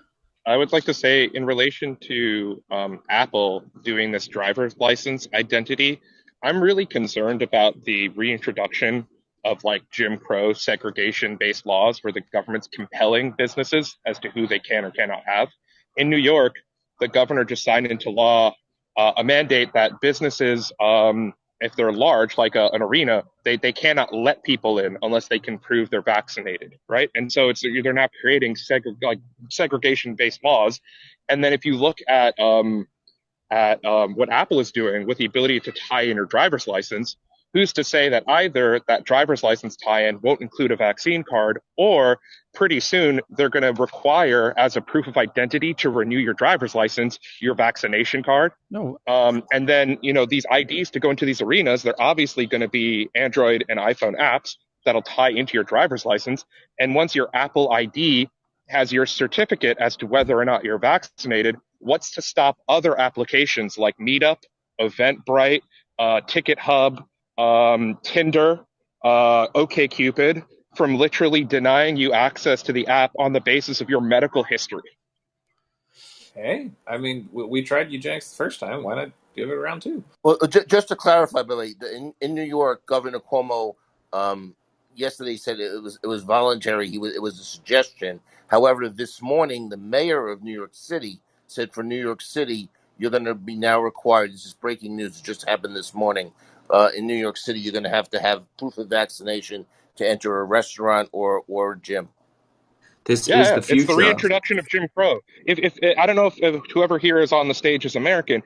8 months ago during the election, can we told not that use the Jim Crow analogy? I think that's. I agree with. We were told 8 months ago that access to identity for voting was racist because of how it disproportionately affects people. But I would not use the Jim Crow analogy if he studied. I would not use Jim Crow either. That's not really no. Jim Crow was to discriminate against certain people to keep black people from voting. It wasn't to try to to keep people healthy because I think a more accurate one would be redlining. Redlining. Yeah, I think that Moen's making it denial to access to property. That one would actually be a little more accurate. Yeah, I think that Moen's making the point that discrimination can be operated both centrally and through corporations, and that information, and this is the point, that everyone who says, oh, I don't need the privacy, I don't need this, I don't need that, right? This is where the rubber hits the road, is that if the government changes, the ability to make those rules that sound far-fetched now becomes entirely possible. And so everybody needs to understand that why privacy is important. And the main reason is that democracy stands on the ability to disagree with the government. And you will not be able to resist it if they decide that people with brown hair and blue eyes are, to be excommunicated. They will be, and they will be deplatformed. And again, this is why we need public technologies. Well, we're talking about public health. We have a constitution that precludes what you just described with the brown hair and everything else. But I was going to actually ask you, Nicholas, what is so much the difference, if you think about it, between what they're trying to do with crypto and track, people who are making profits in it, from when, if you probably remember it, at one point there was no 1099 reporting for stock options, so people could trade stock options and never report them and never get caught. And so 1099 reporting has improved, and even in the terms of just stocks and bonds, they used to, back in the day, they used to report the transaction, but there was no cost basis there. Then they came up with more information, because technology got better. So now the brokers give you the cost basis, so it's easier for the for the IRS to follow it, and they don't have to audit, do audits and all of that other stuff. So I mean, I'm not sure if that's so different than other assets that we've had before. Yeah, I don't think that crypto should be excluded from the tax. And ultimately, this is where nation state is so important. This is the phase that we're moving into, which is that only through democracy can you make sure that the new laws take account of new rights that we need. The major coming to awareness that we all need to have, like Mohan said, is that once one company does this, which is exactly what Tyler said before, and we should remember that I remember hearing on tech news around the world when Stripe Identity launched, and that Stripe Identity is being integrated, of course, into Twitter. So if you want to get tipped on Twitter, you're also giving up your identity data, essentially, because you need to get paid, which means we need to see KYC, which means we need to see your driving license, which is going to be, as everyone rightly acknowledges, combined with your public health record. So if you think about the three fields of data that determine pretty much everything in your life, one is your health, the other is your wealth, and the third one is your social world, or what we would call democracy, and the societies we live within. And of course, we've become more and more alienated from our political structure. However much, Dan, I agree with you, the Constitution is the American Constitution was the most evolved version of democracy we've got to. But what we are seeing is a full-on assault on democracy via the back door, because people are more interested in playing games than they are in participating in democracy. Why? Because they've lost trust in our institutions, in our Congress, in the Senate, in the legislative body. And Dan, we have seen the Constitution assaulted. So, we should be aware that this is, the game of life is the game we're in. And we need to enliven the debate by, campaigning for rights like a sovereign, self-sovereign identity and self-sovereign digital identity rights as something that we can implement through democracy. Okay. Hey, Tyler, my 2 cents. Hold on. He just addressed Dan, and Dan, I think Dan wanted to respond, and then we'll go to you, Mohan. Yeah, I was just saying that, first of all, this is already happening in a big way. My daughter is going to college in the fall, and we just had to fill out a form proving that she had COVID. And by the way, a whole other bunch of vaccinations, not just COVID. And she would not be allowed to attend otherwise. But this is for the government's primary role is to protect its citizens. This is for collective health, and individual rights fall in the face of collective public health. So it's a primary proper role of government. Thanks. Okay, Mohan, go. Yes, but they don't have to retain the data, and you could be self-sovereign in owning that information and store it privately using zero-knowledge proofs and using zero-knowledge technologies that mean that you still have the total record of the totality of your experience, and you don't have a government that can peer into your daughter's life and nudge her in different directions without her even knowing. Go ahead, Mohan. Anyway, Tyler, my 2 cents, having given talks for the last 4 years in 14 countries on this blockchain stuff, I've always been saying I don't have any belief in all this permissionless blockchains, and I've been a proponent of permission blockchains, and so I'm just not surprised at all that the US has finally gotten around to this. And I agree with the gentleman who just said what he said about, public good is more important than all this supposed individual things which are susceptible to people ripping off in various ways. Nice build up. What's your point? My point is, this proves my assertion for the last 4 years that permissionless blockchains have lots of problems. There's a lot of hype around them.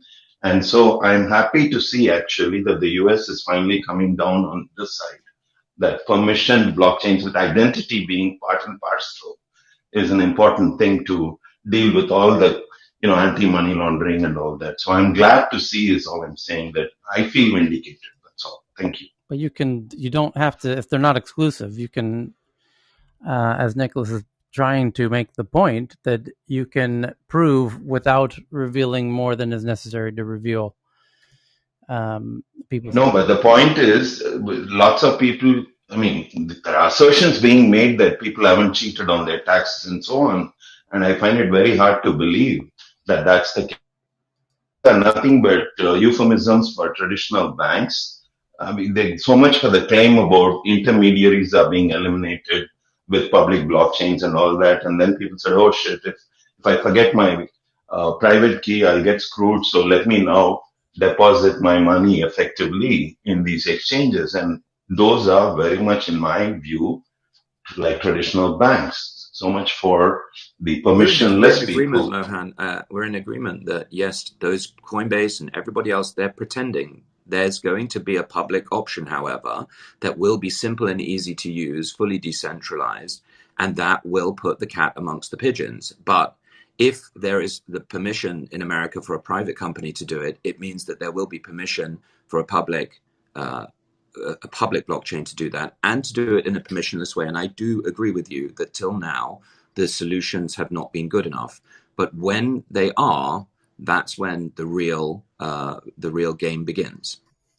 But see, Nicholas, I've also been very unhappy with the performance implications. This is like saying, one network into which everything gets done. That's like saying I have one relational table into which all the world's data will be put in. And that's why the new technology will be fully fractal in its design, such that it is not a monolith, which I agree with you would be a disaster. It is in fact natural, just like the world we live in that it is fractal, and it is based on identity and namespaces that are therefore infinitely scalable. But it's getting technical now. Mo, and I continue to encourage you to join the community and to join the Discord. Someone of your standing will be able to assist us. And I'm sure that you would prefer a public option that is permissionless rather than one controlled by corporations.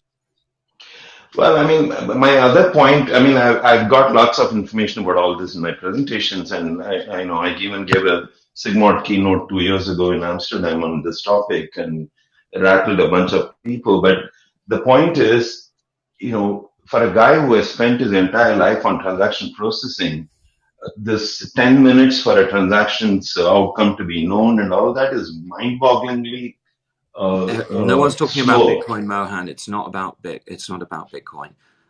It's about the new technology. So yes, every technology is not yet suitable, but when there is one, there will be a public opportunity to get behind it. And I hope that people like you would do that rather than default to IBM being the standard. It is not necessary to have IBM in the world when people learn that they can trust each other once they have verified.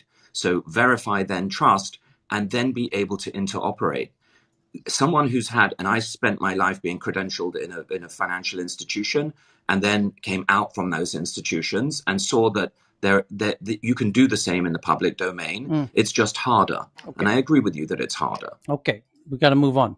So the next, we've only, by the way, we did about 6 big headlines actually. So the next big one is that, according to Wired UK, they have sources that well over 100 UK-based employees at Amazon's Prime Air drone delivery unit. I didn't realize they had 100 team members working on their drone delivery unit for Amazon Prime. This decade, maybe we'll do this one. Amazon Prime Air. Anyway, so 100 of their UK team members for the Amazon Prime Air drone delivery unit have lost their jobs since 2019 as the company scales back its ambitions. And okay, maybe not. Maybe next decade then. But Google's definitely doing a lot of piloting with that. No pun intended. And it's just the first paragraph here says, just what I said. Over 100 insiders claim that the future of the UK operation, which launched in 2016 to help pioneer Amazon's global drone delivery efforts, is now uncertain. Those workers on the UK team in the last few years who spoke on the condition of anonymity describe a project that was collapsing inwards, dysfunctional, and resembled organized chaos run by managers that were detached from reality in the years building up. So it seems like it's just poorly managed.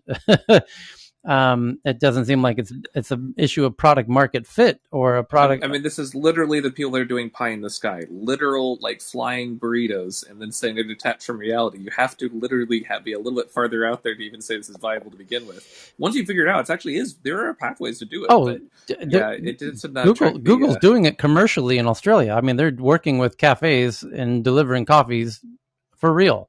I mean, this has been going on for a few years now. They're doing it in Helsinki as well. So Zipline's a great version for things. They've also got the ones they're doing it with. Blood delivery. I mean, all sorts of good stuff. Matterport's got some good work with things. That's the old school stuff. So anyway, I'm just tweeting that one out for those who are interested. I'm super interested in that category, but it's a very long article from Wired. The next one is that Spotify says it's testing a 99-cent per month new subscription plan called Spotify Plus, which includes ads, but no limits on skipping of tracks or picking of songs. And then, so we're starting to see kind of micro versions of pro plans. It's not pro and it's not amateur. What's in between? Novice? The novice plans. Radio.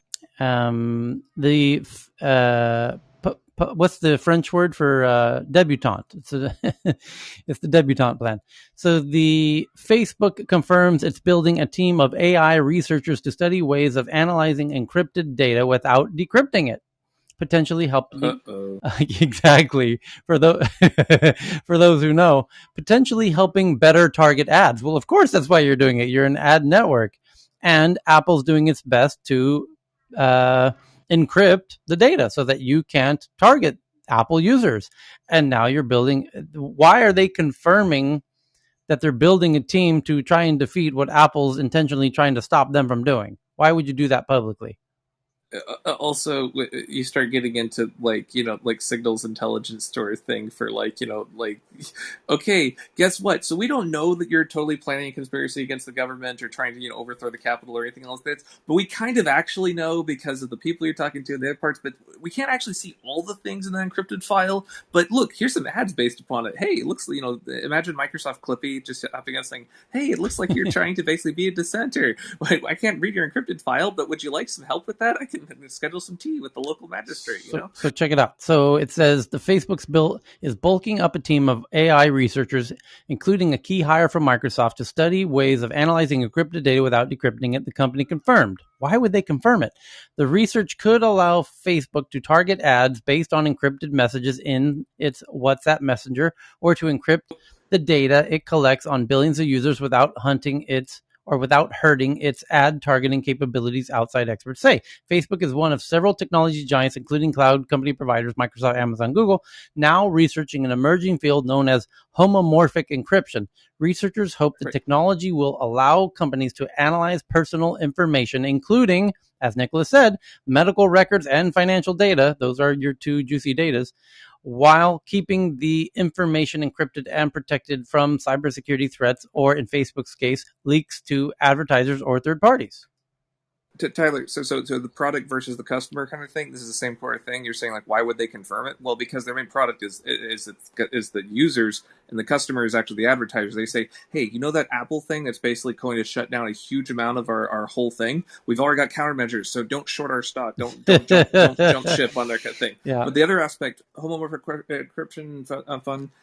Just a quick little 10-second version of this. So the idea about this is that the encrypted file gets bigger and bigger and bigger and bigger. And every time you do that, you encode a little bit more metadata information. So you're basically almost doing like a time lapse and rapid thing for it. So it's not necessarily the best thing, but a lot of very smart people put a lot of work into this because it would allow metadata operations for encrypted files. It's a bit of an unrelated technology, but theoretically you could adapt it to this. It'll be interesting. Okay, next biggest headline. By the way, Tyler, just quickly, to expand on real quickly. Yeah. Expand on what Chris said. in the database community, this has been a long research topic. So it's not like something brand new that these guys have started. Yep.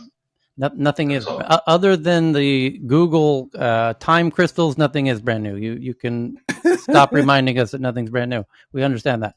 So TechCrunch is the next big article from TechCrunch is called Rapid, which offers APIs to add financial services like payments.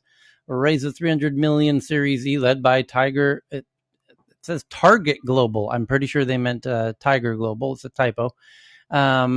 Neobanks, other financial startups, and the basic concept of finance anywhere are seeing huge gains at the moment. Yep, indeed they are. And the next biggest article is Xiaomi became Europe's top smartphone vendor in Q2. So we just had the headline 48 hours ago that they just became the world's second biggest smartphone, surpassing Apple. And now they've become number one in Europe. And I think they're all might be number one in Asia, maybe not, maybe Samsung, but they will be number one globally. There's no question about it. As Maria and I know, anyone who's got a Xiaomi smartphone, who's bought one in the last year, knows it's not close. They make a way better phone at a way better price, and they're going to become number one globally. It's purely a matter of time, because anyone who goes out sincerely shopping for a smartphone based on specs and dollars, you're going to end up with a Xiaomi, and you're going to be very happy with it. And you can find my affiliate link in my bio. I was just going to say, just make sure you use the code TMATW when purchasing your phone. I think by volume, they're already number one, Tyler. Yeah, Xiaomi becomes Europe's top smartphone vendor in Q2 with 12.7 million units shipped, up 67% year over year. Holy shit, they're just kicking ass. Followed by Samsung with 12 million, down 7%. So it's game over. And Apple with 9.6 million. It's just going to be. Did they blow up too many times, or it's like, what was the reason for the Samsung depression? Is they just not? Yeah, they get too hot. Little hot. They're just expensive. That too. For no good reason. Yeah, that. Yeah. They chased after their flagship too much. Well, Xiaomi's just. You'll see when you pick up a Xiaomi device and you take a photo with it and you just play with it. You'll be like, this is it. This is my next phone. Anyway, after Chinese regulators halted its IPO, Alibaba's Ant Group reported Q1 profit fell to 2.1 billion, down 37% from the previous quarter. And that's the first company we've read of all the quarter reports that's down at all, and this one's down 37%, and that tells you what you need to know about what's going on with the Chinese tech companies at the moment. It's a bloodbath over there. Oh, question. That's just the first wave. You're saying Xiaomi is so cheap. Yeah. Do you think that they are actually surveilling? I mean, there's actually surveillance on you who's using it? Well, they all are, Cheryl. But this is from China. The heart, yeah, it's very possible. All of them are. All of the electronics, the Apple devices, the Android devices, all of it, except for the Samsung stuff. But all of it comes from China. Just assume, Cheryl. Assume. Just assume. If it has power. I think she's joking. Can I say something here? It's interesting about Xiaomi because when I was in Nairobi, I saw their first flagship store. They were selling the phones. They were selling. I actually bought a Xiaomi air purifier. With COVID and everything, when I was building a house, I wanted to make sure and it's also healthy. As you know, just to kind of. I know in Asia they're very common air purifiers. I think you'll see more of them in Africa. But I was shocked to see that there was a Xiaomi store in Nairobi. Normally you would see Samsung. And obviously used to see in Nokia stores maybe a little bit, but now you have Xiaomi stores in Africa, so I think they're going to make a big push. I'm also curious to hear what people think about Oppo and OnePlus, because that's my current device, but I'm thinking of switching to a Xiaomi next as an Android phone. Yeah, they just Xiaomi merged. is making a big push in Africa. Yeah, In Poland, they have flagship stores in every mall, so they've just same in Thailand. The number one Android, So we just did a survey here on the stage. It's not just smartphones. It's smart. It's IoT for the home, right? Smart sockets, light bulbs. Great point. Mentioned purifiers. It's like they're taking over electronics, not just the phones, and they can extend that platform beyond the phones into other they have the markets. vertical integration to actually do that. Most of the we had a whole old generation. They're building an EV. Smart fridges and GE people. They can make the push because they don't understand how to do the smartphone aspect, so they sucked at it. They're building. But if you have a company that actually natively makes that capability and does the other part, they could actually probably get a pretty good push in that. They also have great Roombas, if anyone needs one. treadmills, you name it, they got it. And then they have their own EV coming out. Very soon they will have smart cities. Xiaomi smart city? Where did you see that? You're assuming. I'm just forecasting. Okay. Oh yeah. The future. Projecting. I mean, the fine line there is 5G, of course. Yeah, of course. It's got the IoT, 5G, AI, XR. Just throw on the buzzwords. So put on the business card. Twitter partners with Reuters and AP, who will provide context and highlight links from trusted sources for trends, moment search, and more, so that when there are basically Twitter's just found out a very clever way to provide authoritative sources around contentious headlines or issues or tweets to direct you to people who have the resources to kind of figure out what's really going on, because they, as a platform, that's not their jam. They're a bunch of geeks building a platform. They don't have journalists, and they don't have editors, and they don't want to get into that game because they'll lose their platform protections. So they just announced this partnership with Reuters and AP, which will afford them the ability to just pull in the related links from Reuters and AP into articles that are questionable. And then the next big headline is an interview with Black Matter, a new ransomware group that only targets companies with $100 million revenue or more, and says it will avoid certain industries like healthcare. Interesting. So it's an actual interview with Black Matter, which we touched on. They popped out of nowhere. Vinay shared it with us about 3 days ago, Vinay. And interestingly, I was in a room with Justin with some his political news from the Capitol's room, and we predicted that there would be a mysterious new hacking outfit like this, because you might remember, just as mysteriously, we saw the disappearance of Revel, which was the Russian hacking outfit. And that's not really a surprise either, because Joe Biden told Big Vladdy Daddy, you need to knock it off with this Russian hacking nonsense. And next thing you know, Revel, which was known to be Russian, disappears. And then what do you know? 2 weeks later, this mysterious new one called Black Matter appears out of nowhere. Gee, I wonder if it's a rebranding of Revel. Anybody? By the way, it was predicted. And I made that prediction in Justin's room. Yes, Cheryl. I have an update. It's not a forecast. I just saw an article, 2019, TIM and Xiaomi to develop Smart City and Industry 4.0. Well, look at you, Cheryl. In Italy. Making predictions. Italy. There you go. Cheryl's got her first prediction, everybody. Well done, Cheryl. You did it. See, they're not that hard. You're getting the hang of it, Cheryl. Great. Yeah. Hey, Tyler, on this hacking group, it's interesting. They said they're not going to hit healthcare, but another article talks about they're not going to hit healthcare, power, and infrastructure because they don't want to get in the radar of the government. They're going after the private sector. They're very, very clear. So sort of partially ethical hackers. I don't know if that makes sense. Yeah, but they want to stay off the radar. And it says the second question of the interview, actually the third question is, you mentioned your product brings together the very best of DarkSide, Revel, and Lockbit. What are their strengths? And they say, our project has incorporated the strengths of each of the partner programs. From Revel, the safe mode, their implementation was weak and not well thought out. We developed the idea and thoroughly implemented it. We also implemented the PowerShell version of the ransomware variant, given the Revel implementation. So they've magically improved. I love these press releases. They're just like the perfect language. I mean, it's clear that they really take pride in their craftsmanship, and it's like, it's part of the enjoyment, right? And I love there was one earlier where they're basically talking about social responsibility while they're creating their malware type kinds of things. It's like, it makes the whole press release thing a lot more entertaining. Yeah, well, the name Robinhood was found. Cooperation, but you gotta have good PR. They understand the value of this. Maybe next thing they'll do is say, steal from the rich and pay to the poor, and they'll get into philanthropy.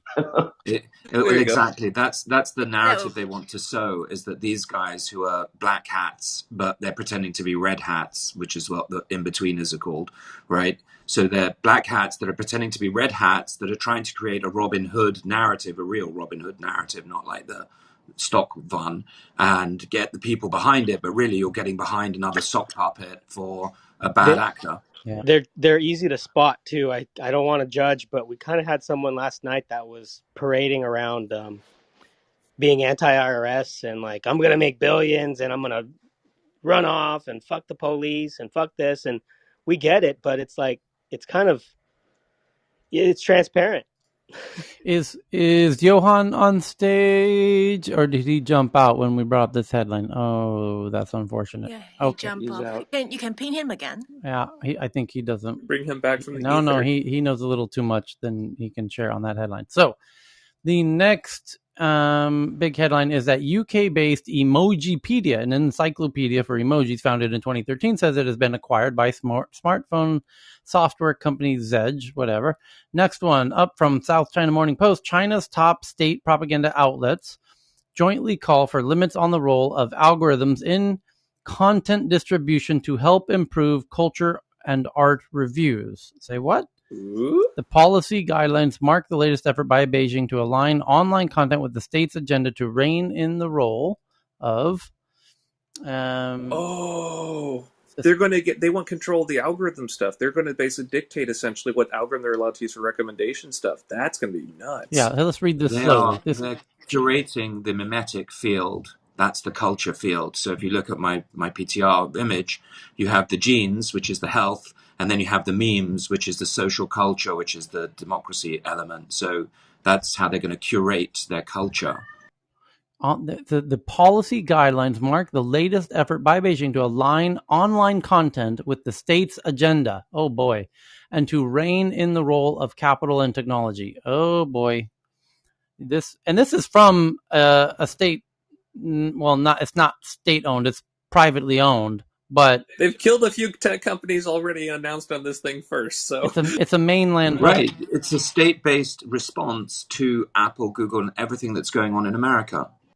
Here's the next point. Maybe they don't want to have their capital basically have a magical, January 6th event or whatever. They're like, maybe we should rein in the tech companies before we have one of those things happen. I just tweeted it out. The next point, it's the headline is China's top propaganda agencies want to limit the role of algorithms in distributing online content. The policy guidelines also stress that China will, quote unquote, improve the standards of literacy and art criticism and put social value first. Art criticism, if it has a logo you need to on it, fatten you don't the criticize hogs. It. The China's top state propaganda organs, which decide what people can read and watch in the country, have jointly urged better, quote unquote, culture and art reviews in China, partly by limiting the role of algorithms in content distribution, a policy move that could translate into higher compliance costs for online content providers such as ByteDance and Tencent, which are the two biggest tech companies, basically. The policy guidelines from the Central Propaganda Department of the Communist Party, the Ministry of Culture and Tourism, and State Administration of Radio and Television, as well as the Chinese Federation of Literacy and Art Circles and Chinese Writers Association, the two state-backed bodies for state-approved artists and authors, mark the latest effort by Beijing to align online content with the state's agenda to rein in the role of capital and technology in shaping the country's minds and mainstream views. So the state wants more control. They feel like the tech companies have too much control in shaping the people's minds, essentially. It's like an evil version of PBS. It's Animal Farm. Imagine a big bird essentially just waving the communist flag and going, it's like, be loyal, But certainly not Winnie the Pooh. He won't be involved. So the guidelines come at a time when technology and algorithms are increasingly important factors in deciding what Chinese people view and enjoy online, with tech giants like ByteDance, which is TikTok, applying sophisticated algorithms to recommend content to hundreds of millions of users. The Beijing-based operator of global short video sharing app TikTok and its mainland version version, Douyin, has managed to accumulate over 600 million daily active users for Douyin in just a decade from humble beginnings, feeding short video clips to viewers according to their preference and user data. The power of technology in guiding people's attention, however, is not necessarily a good thing for China's state content creators and propagandists, as their work can easily lose relevance in cyberspace. You're too busy looking at goddamn dance videos, kids. Pay attention to what Chairman Tyler, real quick. Your leader's trying to tell you. The Washington Post, they did the whole thing, right? They're saying the one factor they found, they tested like 100 different variables or whatever. The one thing they said was the watch time, right? So that algorithm is not nearly as complicated as people are making it out to be. But no one wants to basically call that out, so they're going to pivot the entire state doctrine on essentially an algorithm that takes that. Right, the hottest items on Chinese social media platforms Weibo, which is their version of Twitter, for example, are often about the personal affairs and scandals involving Chinese movie stars instead of culture and art review works that the authority would prefer to promote to boost loyalty and state recognition amongst the public. Stop watching these goddamn dance videos, kids, and listen to Uncle G. He's going to do a dance video for Why can't dear leader Xi do a TikTok viral dance video next time he has a state announcement? Easy. Deep fakes will make it happen. Easy peasy. Do a deep fake. Xi, come on, baby. Do that. Shake that ass. Get up there. Do the dance. Little robot for the kids, so they can listen. You got to adapt to what the kids are doing. Call it Winnie the Pooh. Xi, let me break this down. Let me make a quick announcement to our friend Uncle G. The kids want to dance. They're watching TikTok and Douyin, and they need you to shake that fat ass. If you want them to pay attention, you got to meet them where they're at. Right? They're not even Trump danced. I mean, come on. Shake it. Come on, G. You know you can shake it. The kids want to see you on your TikTok bumping and grinding next time you got your official state propaganda announcement. I mean, hey, let's do this. Meet them halfway. That's all I'm saying. Okay. So Tyler, I think that's a really good point, Tyler, I just want to update you a little bit. It's called twerking right now. Yeah, he's got to twerk it. Just work that shit, G. Just twerk that shit, G. Come on, man. These kids, they got the attention spans of a gnat. You want to catch their attention, you got to shake that thing. Right? They must be worried about it, though, right, Tyler? They must be worried that they're losing control of the younger population by trying to control it this aggressively. That might be something to be hopeful about. If I had the state government telling me I can't play video games because it's 8 p.m. and essentially I've got school tomorrow and my social credit score is basically saying that I'm trash with things because essentially some random teacher got on my face. I mean, I can tell you, and every time that happens, you got a state logo on it. It's going to make me feel a little uneasy with things about, maybe I want to watch that Japanese anime. Maybe I'd like to essentially go hang out with my friends. Hold on. This article just keeps getting better. Here's the next paragraph. According to a summary by state news agency Xinhua, that's the literal state mouthpiece, by the way, Xinhua. The new policy guidelines are aimed at correcting these issues. Under the guidelines, all Chinese content creators and distributors are told to, quote unquote, adhere to the correct direction, strengthen Marxist literary theory and criticism, and pay attention to the social effects of literary criticism, and not to contribute to the spread of low, vulgar, and pandering content or quasi-entertainment content, aka twerking. No more twerking.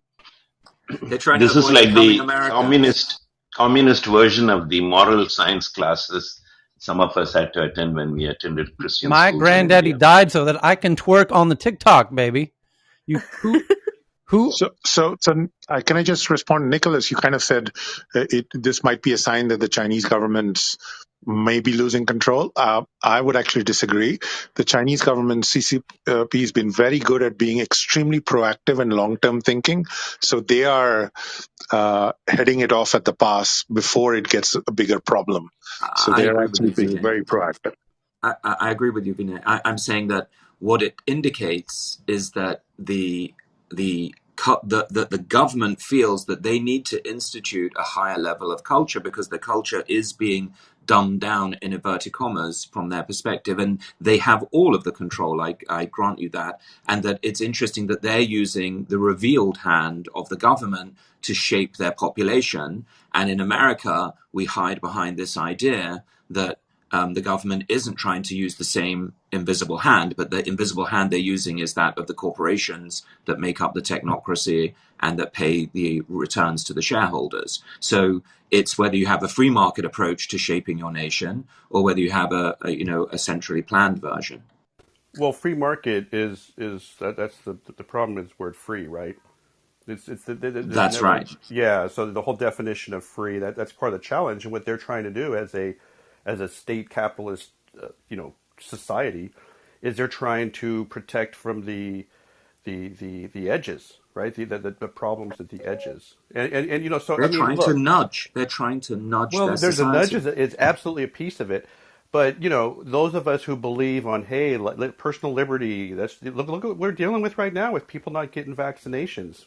For whatever reasons. Reasons of freedom and things like that.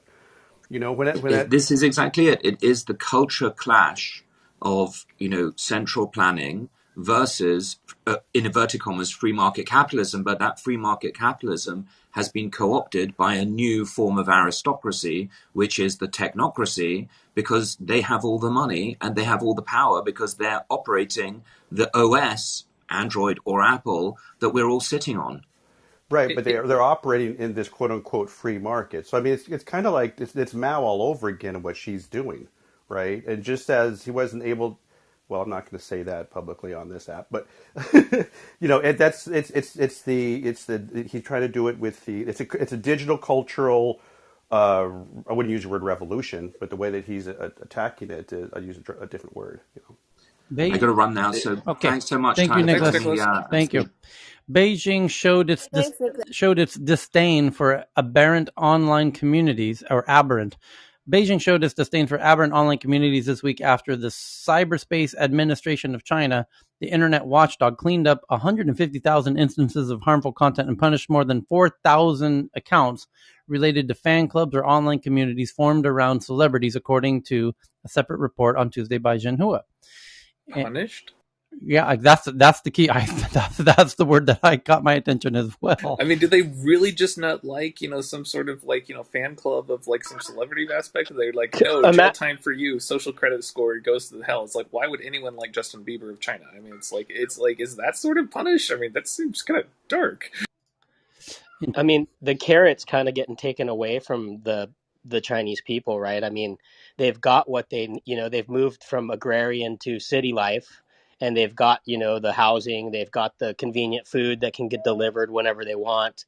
They have the big TVs, and they work the 996. So all they're looking forward to is that downtime. And to really believe that they're going to want to watch Xi Jinping or be educated about the country when they just want downtime, is going to be a big challenge.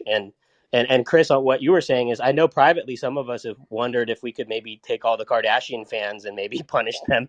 And I'll shut up now. Sure, but they're actually doing it. That's the thing that's shocking about this. I'm coming from the I've literally told like my friends in DC with things about crack down hard on the tech sector. This is pre-Cambridge Analytica. They're a threat to the government. You were dramatically misunderstanding how bad this is. And that actually made its way into some policy with Europe stuff on unrelated stuff. But I mean, the thing about it is that it's crazy about this watching with China. They're actually doing it. I'm just used to essentially having dead walls essentially for any people that want to actually fix things in USA or in Western government stuff. China's just going, oh, that's a thing. Okay, let's just go ahead and just overkill respond to it. I mean, it's shocking to watch. Okay. So let's get into. I just need to make sure we've covered all the big headlines here. Amazon is growing its shipping service for companies like Etsy and Walmart, using its efficient logistics network, gaining a slice of its competitors' businesses. Because Walmart online is their biggest competitor, and Etsy is certainly a bit of a competitor. And now they're doing the delivery and logistics for those orders. Very interestingly, tech giant steps up shipping for likes of Etsy and Walmart in a bid to capture a slice of business. The Guardian has one that the French government found proof of Pegasus malware on 3 French journalists' phones and has referred its findings to the Paris Public Prosecutor's Office, including the editor of France 24, their largest TV outlet. And that's Edward Snowden says this is enormous. It's a firm confirmation that the suspicions were all true and whatnot. or actually his exact tweet is enormous. Official confirmation of the allegations regarding Israeli hacking for hire company NSO Group's involvement in the targeted attacks of EU journalists. If they will do it in France, they will do it anywhere. Shut them down, ban the exploit trade, he says. The next big article at the very moment is from The Verge. It says, a look to a community of libertarian-leaning Bitcoin enthusiasts in New Hampshire raided in March by the feds who allege an unlicensed money transmittal scheme. They're shutting you down, just like they tried to shut down the Pirate Bay, and they put them in jail, but the machines kept running. And if you don't architect your system appropriately, they're going to come for you. Bad boys. What you going to do? How you going to mine that shit when they come for you? Because if you don't protect that shit, they're going to take it down, Bronco. So, yeah, a community of libertarian-leaning Bitcoin enthusiasts in New Hampshire raided in March by the feds. The sky was still dark when the agents arrived in Keene, New Hampshire, a leafy block of kit houses at the quiet edges of a small college town. Shut down. And that sounds like an opening for like some X-Files thing or something. Yeah. The next story is from Taylor Lorenz, the New York Times, which is their social media journalist for the New York Times. And the headline is, a look at Fuck You Pay Me, a Glassdoor-like service for creators where creators can review brands they have worked with and share ad rates so that creators can all share the juicy data and how much money, Unilever paid for their, Instagram ad and how much Pepsi paid for their silly ad on TikTok and how much, Poor girl was paid like $1,000 for a Instagram photo, and then it was splashed all over like billboards around Times Square by the brand. So really unfair. Read your contracts closely. It will say the right to use your photo anywhere, and that means Times Square. So, somebody has created a platform called Fuck You Pay Me, which allows all of the creators to share kind of all of the juicy details of the deals that they do with brands. Kind of clever as we are boosting into the creator economy. Really smart. Apple makes Magic Keyboard with Touch ID available as a standalone product for $149. The keyboard is only compatible with Apple Silicon Macs, however. A former Facebook elections integrity head criticizes it for using preemptive non-disparagement clauses to silence employees, shutting avenues of transparency. But that's kind of huge, by the way. A Facebook elections integrity head criticizing Facebook. What does that even mean? It means that Facebook doesn't allow its former employees to sue them in public courts. That it forces them to use. They have non-disparagement clauses. Arbitration. They forces them into arbitration and for using preemptive non-disparagement clauses, meaning when you leave, you're not allowed to say anything negative. It's a preemptive non-disparagement clause. So that's one way to help the PR with things. Is you're saying they found 9 employees at that one company the other day with stuff. Is like the disparage the company, but their minimum wage. It's like, well, good luck finding the highly paid wage people with things that essentially like to maintain their stock options or whatever. Somebody must challenge the legality of precisely this: the ability to agree to not disparage the company upon termination as part of your contract and part of your employment contract. Is that even legal? I guess it is, but that's kind of wild. Fun things. So the guy James Cameron, right? So we do a lot of consulting things with all sorts of random things, or I did back in the day with things. You read all sorts of NDAs from all sorts of sectors with stuff. Like the Magic Leap NDA was especially impressive for many years with stuff. It's one of the reasons that journalists were fawning over it, because you literally couldn't find anyone that was not fawning over it for many years. But tech sector has all sorts of things. Maybe legal sector has certain NDAs with things, international court stuff. One of the most hilarious ones that I've ever come across was the one for James Cameron. And he literally has on here anti-stalking provisions in the NDA before they talk to you, right? And so it wasn't just anti-stalking things. It was not showing up near family members' houses. It's like, okay, that's weird. But then it got on saying there's non-disparagement clauses in the NDA before you even talk to them. But they're so broad, it's like, wait, hold on. So if I say that Battle Angel Alita sucks, in public, I think I'm basically breaking this and I'm liable for damages. And then it goes on for like 2 pages about the damages sections. I'm like, holy shit. It's like, there's some creative characters in the non-disparagement world.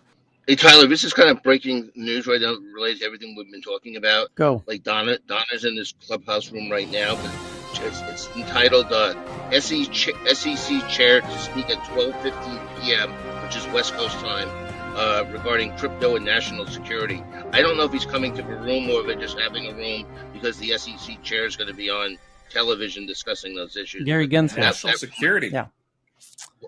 SEC Chair, Bloomberg just did a Q&A with SEC Chair Gary Gensler on protecting cryptocurrency investors from fraud, regulating the industry, Bitcoin ETFs, and other SEC priorities like GameStop. And that's the third biggest headline in all of tech at the moment. So it looks like he's got a message he wants to get out. He just did an announcement yesterday, actually, saying that he's going to be bringing out regulations. I guess they're working with the administration regarding regulations, but he specifically said the entire article boils down to the fact that he said that even though I taught this for 3 years at MIT and I'm a fan of blockchain, we need more regulation. So I don't know if this is related to it or not. He did not mention national security in any part of his talk yesterday.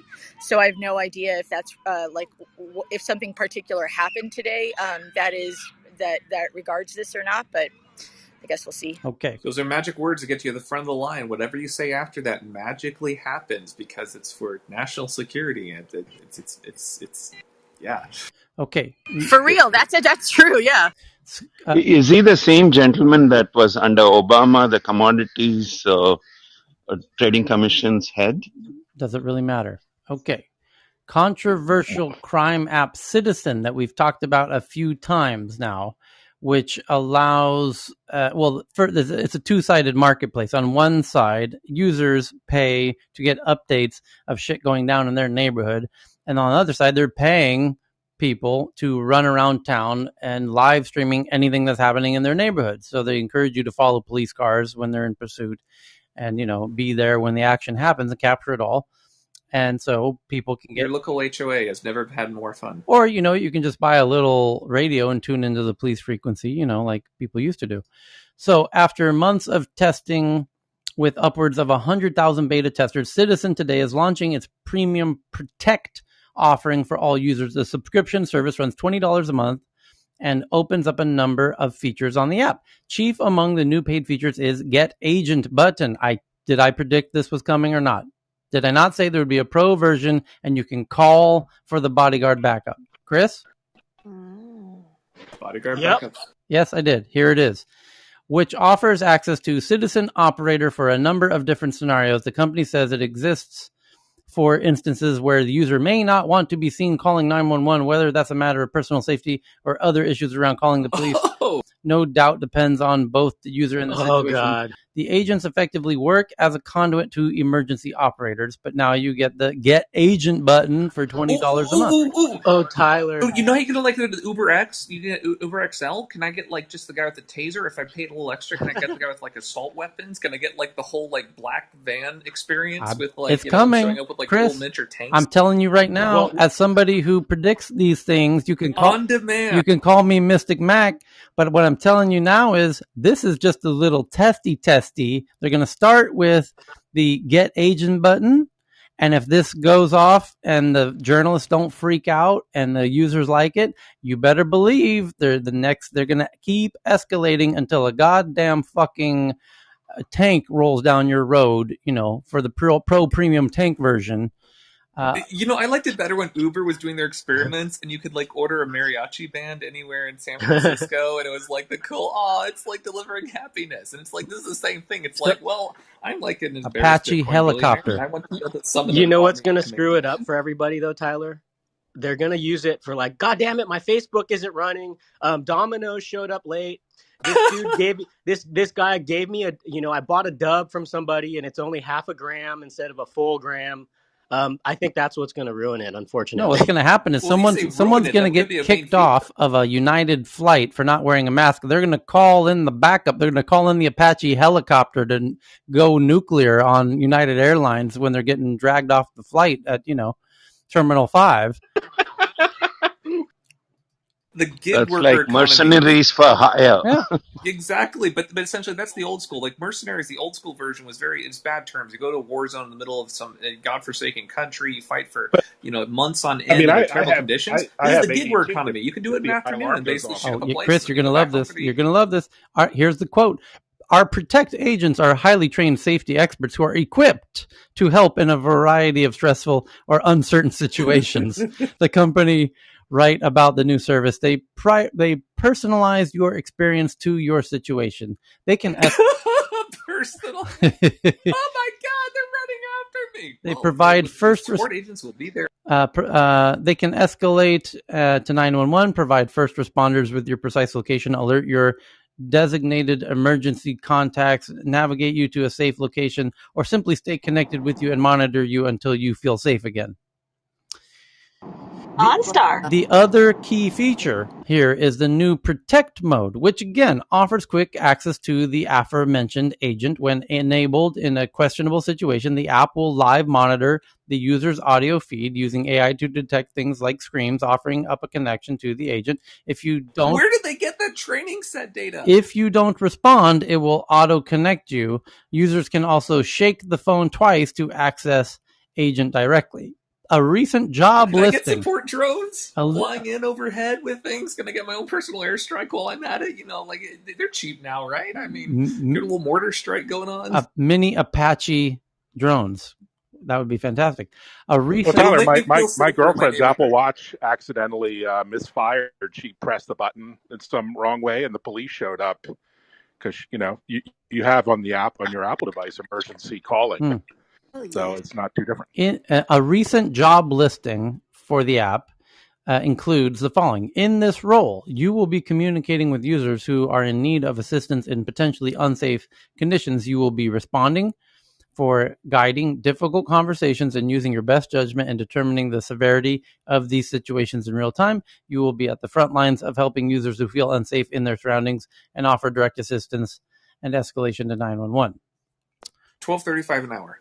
30. Remember the Middle East emir who went and grabbed his daughter from some other country and all that. All those custody battles kinds of things also could get exacerbated by this. Wait, hold on. I missed the best part about this. That's if you call one of them, but like Lyft and Uber, there's going to be multiple competitors to this. Can you call them on each other? I mean, that could get exciting. That's a recipe for a viral video waiting to happen.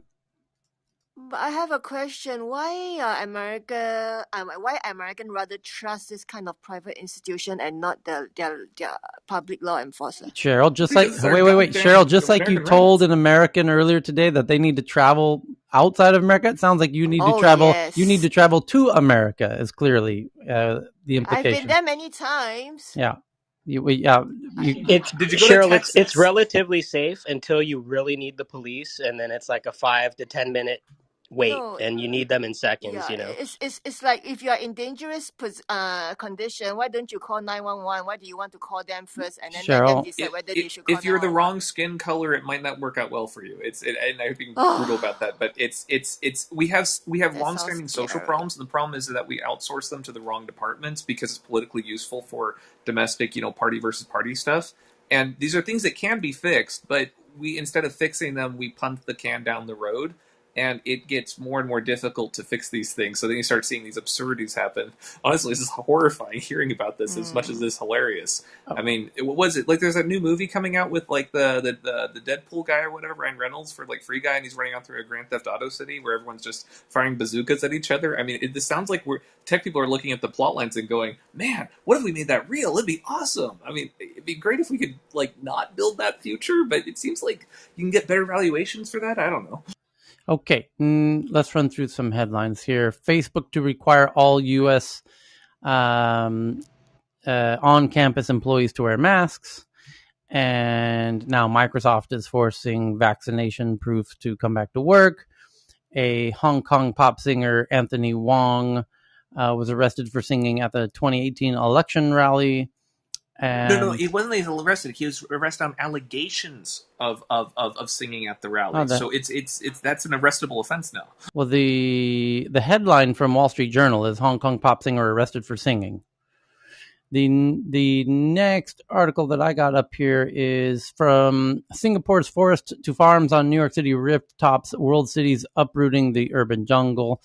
As people, as kind of biological animals, are starting to feel the existential threat of what's about to come, and they're going to start planting stuff all over the place. I'm watching this with a lot of fascination, actually, and it certainly seems to be people are intuitively starting to farm a lot in preparation for a systemic kind of supply chain snafu. So the LinkedIn acquires tutorial video app Jump Rope as it looks to expand its creators' tools. And I just tweeted this out so that you can see it. It's a kind of like a mobile creators app. So you can create all kinds of content mobilely, which LinkedIn itself doesn't quite do. And then obviously they'll make it very easy to share that content on LinkedIn, which a lot of people don't do. So it makes sense. Anyway, next one is Hong Kong stocks slide as attack on online gaming, opium and drugs slams Tencent NetEase while market awaits Alibaba earnings. And Alibaba did just have its earnings, and it fell 37% or whatnot. It's tragic. Twitter partners with Reuters and AP. We covered that. Thank you, Mahogany. And Apple bans Tinder for anti-vaxxers. Yeah, that you heard that right. Apple has banned a dating app and friendship app for unvaccinated people from its app store. But the so-called Tinder for anti-vaxxers is still available on Android, unjected, which bills itself as a safe space for unvaccinated to come together uncensored through business, friendship, or love, has been banned from Apple, but is still on Android.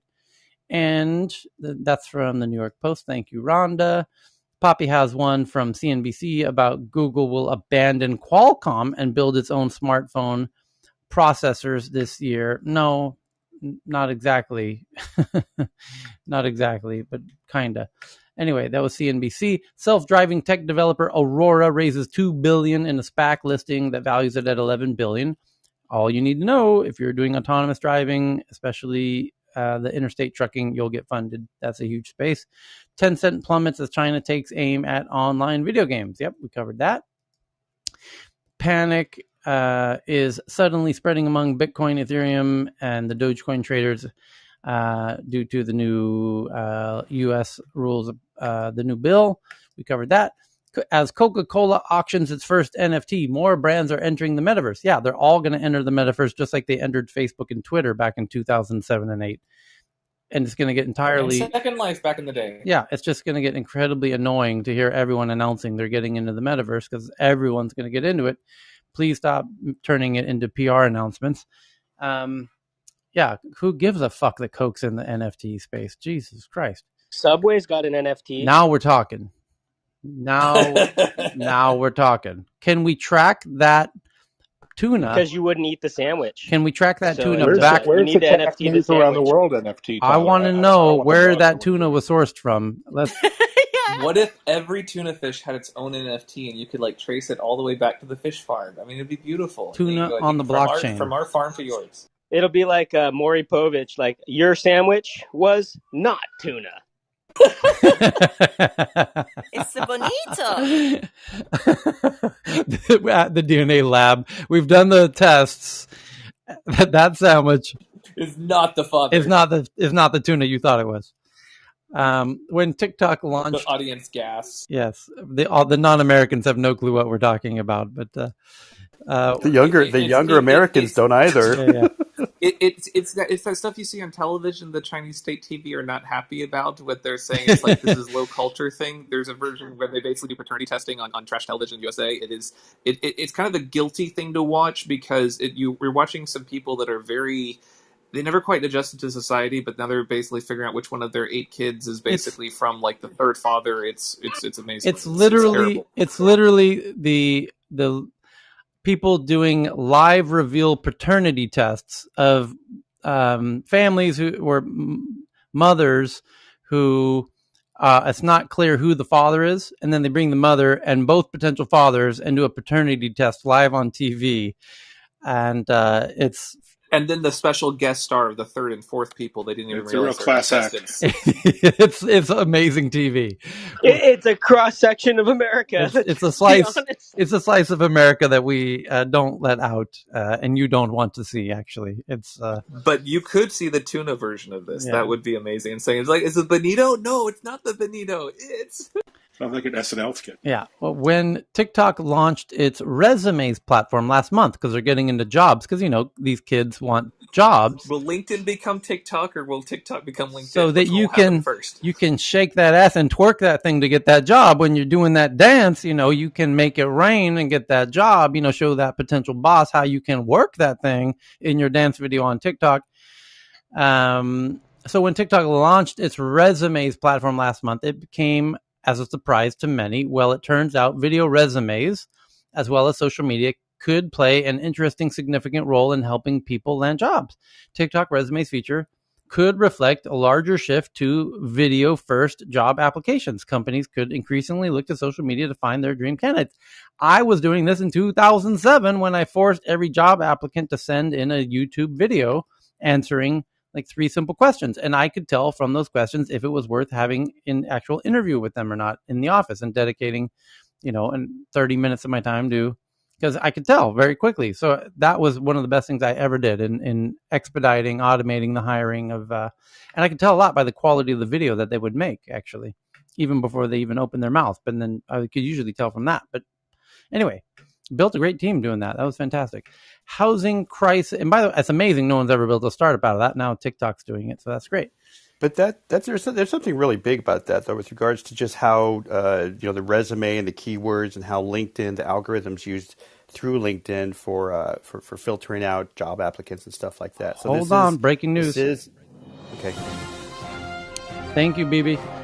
From CNN, this just happened. Pentagon is currently on lockdown following report of shooting on bus platform outside. Oh, shit. God. The Pentagon's locked down with no personnel allowed outside due to a shooting event that happened outside the building on a bus platform, according to a message that was sent to the Pentagon workforce by the Pentagon Force Protection Agency. The event occurred outside the building on the Metro bus platform, which is a major entrance to the Pentagon, used by thousands of personnel every day entering and leaving the building. The bus platform is used by multiple bus lines in the area. Right now, we've just confirmed that the Pentagon is on lockdown. There is an incident at the Pentagon Transit Center. Pentagon Force Protection Agency spokesman Chris Lehman said the incident is ongoing. Lehman said. He said the scene was not safe, and he cautioned people to avoid the area. Lehman, okay, call the citizen bodyguards now. Lehman, call the Citizen app. Hurry, to the Pentagon. Hey, citizen, I need backup. Okay, where's your location? The Pentagon. You need to blow the air horn when you show up. Yeah, yeah, exactly. Or have Ride of the Valkyries on a little Apache attack drone. Lehman would not comment on if there was a shooter involved or if people had been injured. Drone, anybody? Arlington Fire and EMS tweeted that they did encounter multiple patients while responding to an active violent incident in the area at the Pentagon Metro. The status of the patients was not immediately provided. To be continued. To be continued is the key word, because CNN, in CNN's typical fare, they're going to be covering this for 2/3 of their coverage hours. Oh yeah, they're going to do another irresponsible media coverage. Months. No, let me finish. That's just this thing. It's the CNN this today, right? But they're going to use this and they're going to block out all the other way more important things that are happening in the world. Sorry, just for CNN was the key word of for the non-Americans in the room, regardless of the demographic of the individual, either CNN is going to go on a 3-day bender or Fox News is going to go on a 3-day bender, depending on the demographic of the individual. Meanwhile, it's just another day of mass shooting. It's like, add to the list. I'm not that I'm hoping, but I mean, the question is, when will this be a drone and not an individual? Because anyone, and let me be clear. I didn't want to tie this to any kind of mass shooting situation. I didn't hear mass shooting in the report. Maybe it'll turn into one. But just the point that you brought up, Tyler, that it's going to take over their entire coverage schedule. That's my criticism. How CNN, for it's the whole the rubbernecking media aspect of those big media networks is troubling, with the planet on fire and all these other issues that need to Have get we covered. heard anything about the Malaysian planes? Like, have we heard that recently with stuff? Every once in a while I try Thank to you. kick I that was one going to back up. bring that up. What is it? Every once in a while we lost a plane, and we heard about it for like 8-10 months, and this was the same groups that went fearless journalism on everyone afterwards, saying it's like, we've basically made sure to inform the public about all this other stuff, and it's like, guys, you're literally farming for likes, the advertising dollar version. Okay, next big headline is iPhone 13's launch next month will likely be virtual. Yeah, you think so with Delta? Come on. So next one is from the New York Times, from Mahogany. Housing crisis news. New York is pushing homeless people off the streets. Cleanup crews are clearing encampments, but advocates say the sweeps just move people from one place to another and fail to address the housing crisis. As New York is pushing homeless people off the streets, where will they go is the headline from the New York Times.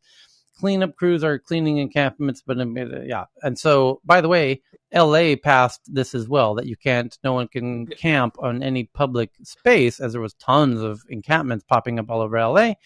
And then Mayor Eric Garcetti's personal residence was lightly stormed.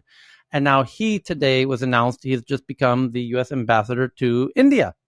So he's getting out of Dodge, y'all. Tyler, if you PTR with things, this was Venice Beach, literally just like Sunday with things. Mm-hmm. Like, I was actually went for a walk there with things. Just after this, I didn't realize that it happened. I was like, why is this so clean all of a sudden? Well, that morning, essentially, the police had basically gone on with assault rifles and all the tents on Venice Beach with stuff, and they're just like, it was crazy. There were some amazing TikTok videos of assault rifles. It's just crazy. I mean, it's like, if you use these on like anyone else, I mean, they would protest citizen rights or anything, but it's like, I guess they're just, homeless people. It's crazy. That is crazy. Like, accept much? Are they saying that it's illegal for the homeless to camp in public grounds in LA? Yeah, because anyone on any public ground, yeah. Well, it's not just public ground. I live here, and I don't think the homeless know that. No, they don't. Well, I mean, it's still everywhere. They might, but it's not enforced as of yet because there's so many of them that they can't enforce it. I mean, Caitlyn Jenner was just saying, just put them all in a field outside the city or something with that. I mean, it's just crazy. I mean, but the thing is Let that them eat. their homelessness has long been a crisis in places like New York, Los Angeles, San Francisco, places that have, historically had really, really high housing rates. But it's been interesting to see places like Minneapolis, which historically have not. Sure, there were people who were unhoused, but they are experiencing similar types of crisis situation as it relates to unhoused peoples who have, formed embankments in the middle of the city and in parks. And so it's certainly something that seems to be more systemic than, a group of people in Los Angeles or Venice or New York or San Francisco. And I think it's only going to get worse with Delta. So if we have 7 million people evicted with stuff, are they all getting the assault rifle treatment, or is that just the long-standing ones that basically been out for a few months with stuff? Is there a certain time cutoff for this? I mean, it's crazy. So a quick announcement: Ben is now starting the Bitcoin beginner Q&A session. If you have questions around Bitcoin beginner questions, Ben's got that room open for you, free of charge. And then Heyman in 30 minutes is going to open which one, Heyman? What is it? The MedTech news. MedTech, yeah. Okay, so let's power through these real fast here. China's Wuhan to test all residents as COVID-19 returns to Wuhan with Delta. And with 61 domestic cases on Tuesday as the fast-spreading Delta. I found out, by the way, from that how Delta got into China specifically. We knew it was at the Nanjing airport. It turns out it was a cleaning crew on a flight that arrived from Russia. That was the first contact. Yeah. So, and that's now gone into 9 provinces, and I heard it was over 90 cases. I don't know what this Singapore outlet is saying, 61. Maybe they mean 61 in Wuhan.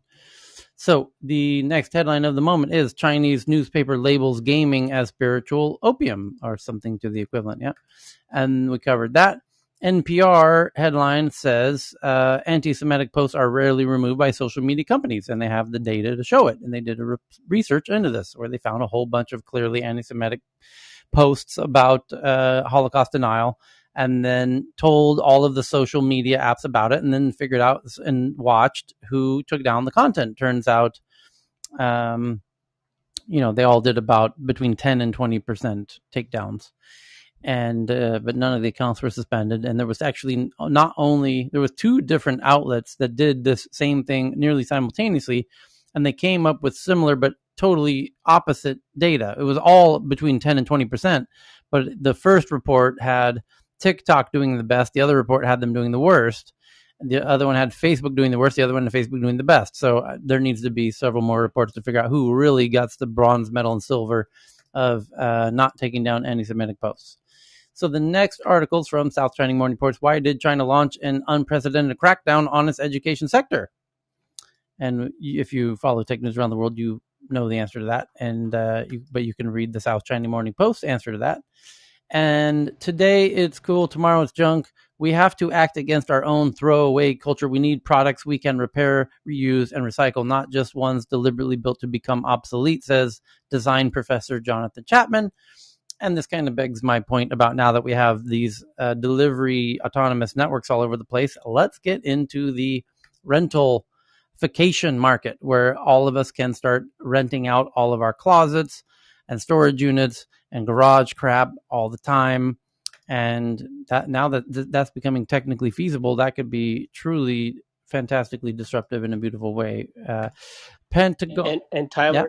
Sorry, just real quick. The one thing I had in mind or thought is like, with the new delivery platforms, it's kind of like bringing back the milkman, right? And what was different about that society is we actually reuse things. And so if you have this delivery that's coming every day, you now have a way to collect some of these containers. That's just food for thought. You also reused the milkman, like you actually knew who the milkman was. And this time, it's going to be a different one each time. Now, here's an interesting, ironic headline from yesterday from Yahoo Finance. The Pentagon believes its precognitive AI can predict events days in advance. I'm going to call bullshit on that one because I just heard about 10 minutes ago that there was a shooting at the bus stop right in front of the Pentagon, and they didn't seem to pick up on that one, tarot card reader that you are. Horoscopes going on over there at the Pentagon. They need to recalibrate. A little recalibration. Yes, just feed it more data. That'll fix it. More data. Amazon violated U.S. labor laws in Alabama. Union vote. Labor officials rule. Amazon has been criticized for the working conditions of drivers and warehouse workers alike, along with union busting efforts. And Amazon's violated U.S. labor laws in Alabama according to the union vote. And so they're trying to overturn the vote that they had at the Alabama warehouse that we covered about 6 weeks ago in real time. And good luck with that. They will very happily shut down that plant if you should manage to unionize that Alabama plant. New bank fraud malware called Vulture infects thousands of devices, according to Ars Technica. Screen sharing courtesy of VNC mirrors devices' screens to attackers' controlled servers. Good times. Recently detected Android malware, some spread through the Google Play Store, uses a novel way to supercharge the harvesting of login credentials for more than 100 banking and cryptocurrency applications. The malware, which researchers from Amsterdam-based security firm Threat Fabric are calling Vulture, is amongst the first Android threats to record a device screen whenever one of the targeted apps is opened. Vulture uses real implementation of VNC's screen sharing application to mirror the screen of the infected device to an attacker-controlled server, researchers Threat Fabric said. So I'm tweeting that out to the Tech News Twitter account, and thank you to Poppy for that one. And then we go to this 900-person Delta cluster in Massachusetts has the Center for Disease Control freaked out. 74% were vaccinated. Oh boy. CDC estimates 35,000 systematic infections in U.S. per week among 162 million vaccinated. An analysis of COVID cluster around 900 people in Massachusetts, 74% of whom were vaccinated, is among the alarming data that spurred the Center for Disease Control and Prevention to reverse course on masks this week. According to an internal CDC document, first obtained by the Washington Post Thursday evening, data of the Provincetown, Massachusetts cluster showed that vaccinated people carried surprising high levels of the Delta coronavirus in their nose and throats. In a study of a subset of people in the cluster, published at 1 p.m. Eastern Time Friday by the CDC, Massachusetts health officials reported that fully vaccinated infected people appear to have similar viral loads as unvaccinated infected people. More importantly, vaccinated people were found to be spreading the dangerous virus variant to other vaccinated people. Good times. The CDC published study include 469 cases from the cluster, 346 of which were fully vaccinated people. Of those breakthrough infections, 79% had symptoms with cough, headache, sore throat, myalgia, and fever being the most common symptoms. There were five hospitalizations in the subset, 1 in an unvaccinated person with underlying medical conditions, and 4 in fully vaccinated people to whom had underlying medical conditions. No deaths from cases linked to the cluster have been reported to date. And indeed, this is problematic, and it's now being reported, as we read here when we joined 8 hours ago, that Theta, the latest variation of the virus, is rather impervious to vaccines. Good times.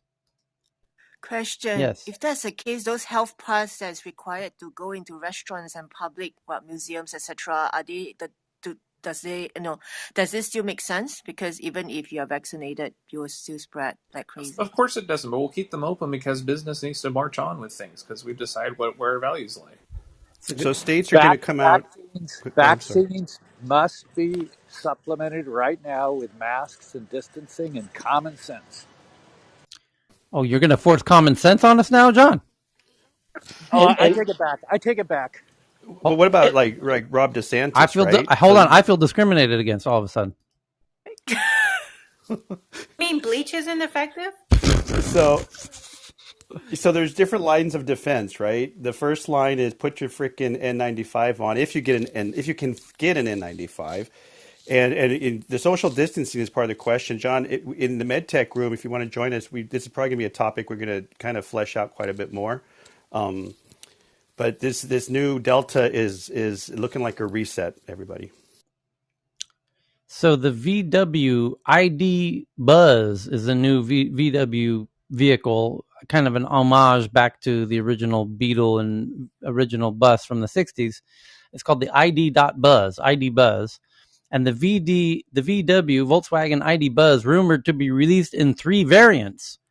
What kind of journalist uses the word variants in July, August of 2021 in describing the release of a car?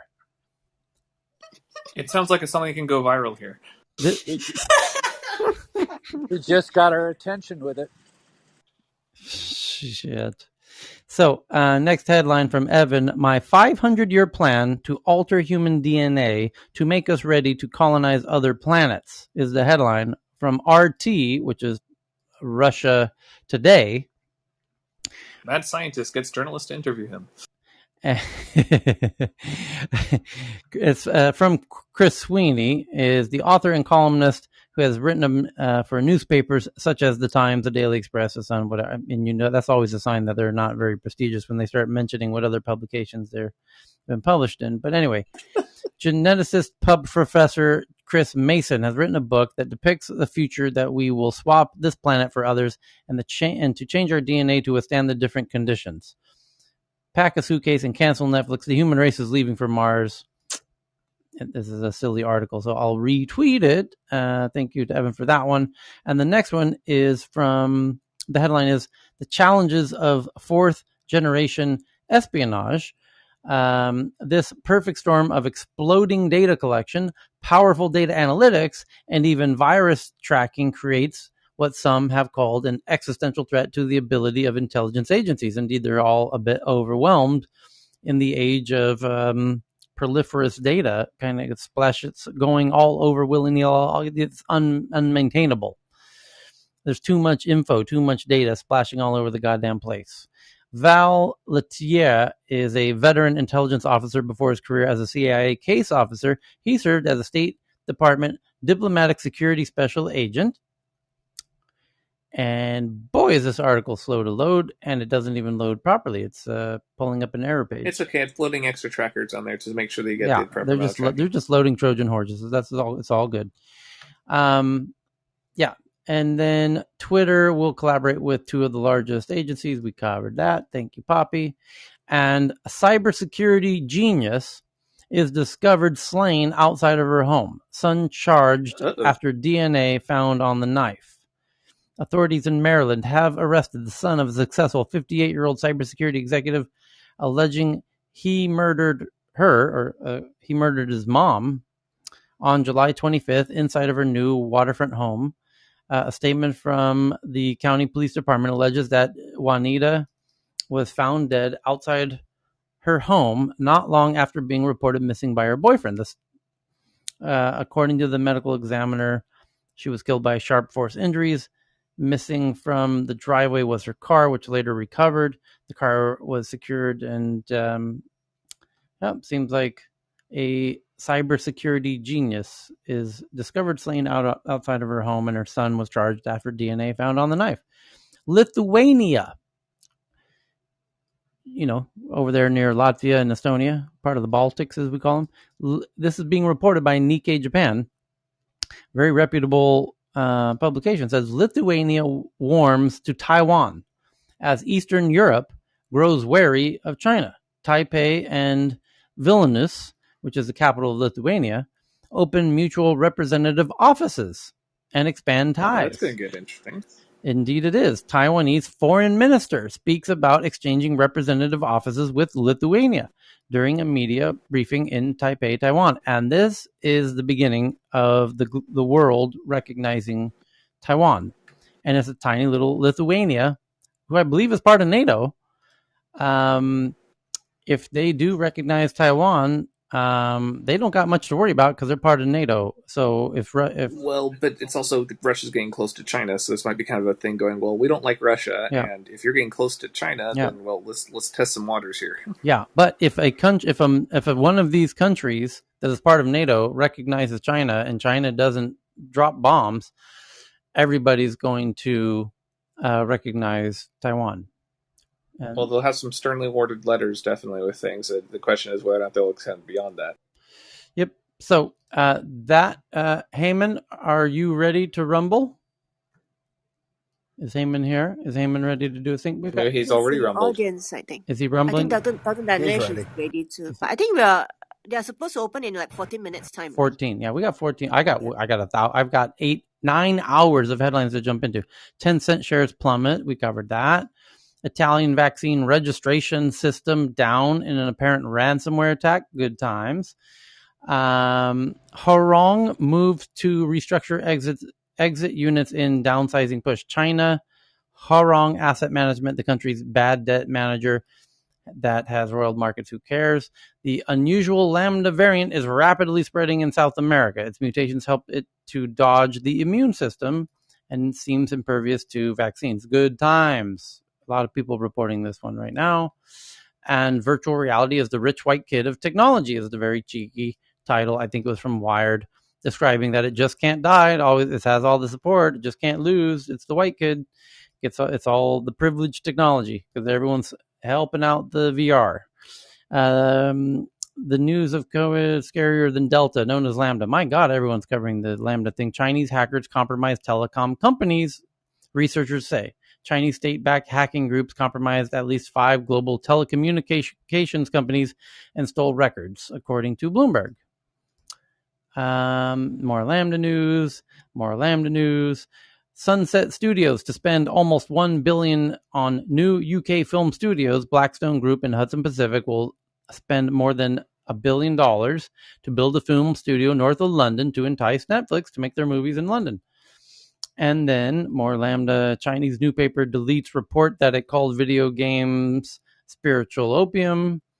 And Al Jazeera says China's Wuhan to test all residents. Indeed, we covered that. And that's quite ambitious to test all residents. 10-cent plummets. Walmart, largest U.S. employer, orders staff to vaccinate. Oh boy, that ain't going to be easy to convince all Walmart employees to vaccinate. The mandate covers all campus staff as well as market, regional, and divisional employees, the retailer said. But I thought that. Oh, sorry. Go ahead. Sorry.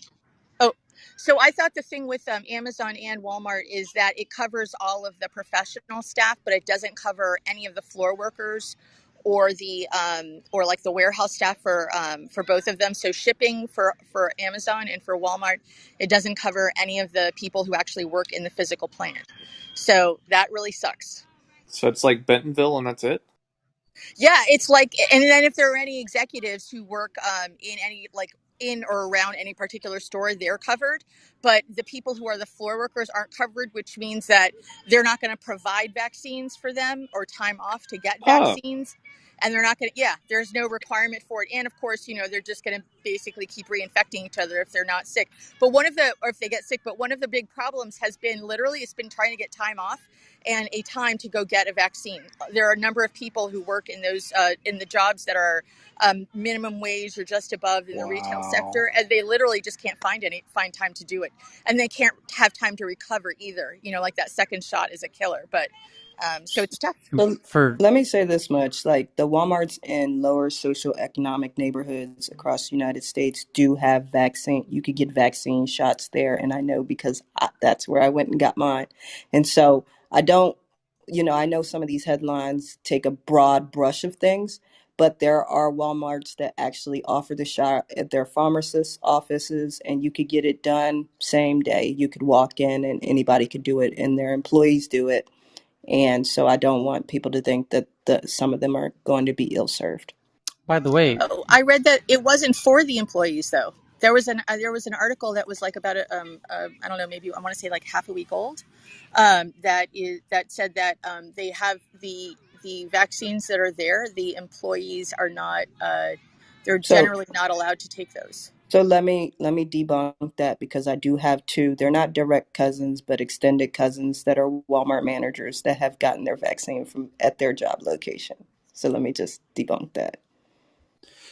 Good to know. For the non-Americans who don't know what Walmart is, they employ 1.5 million people.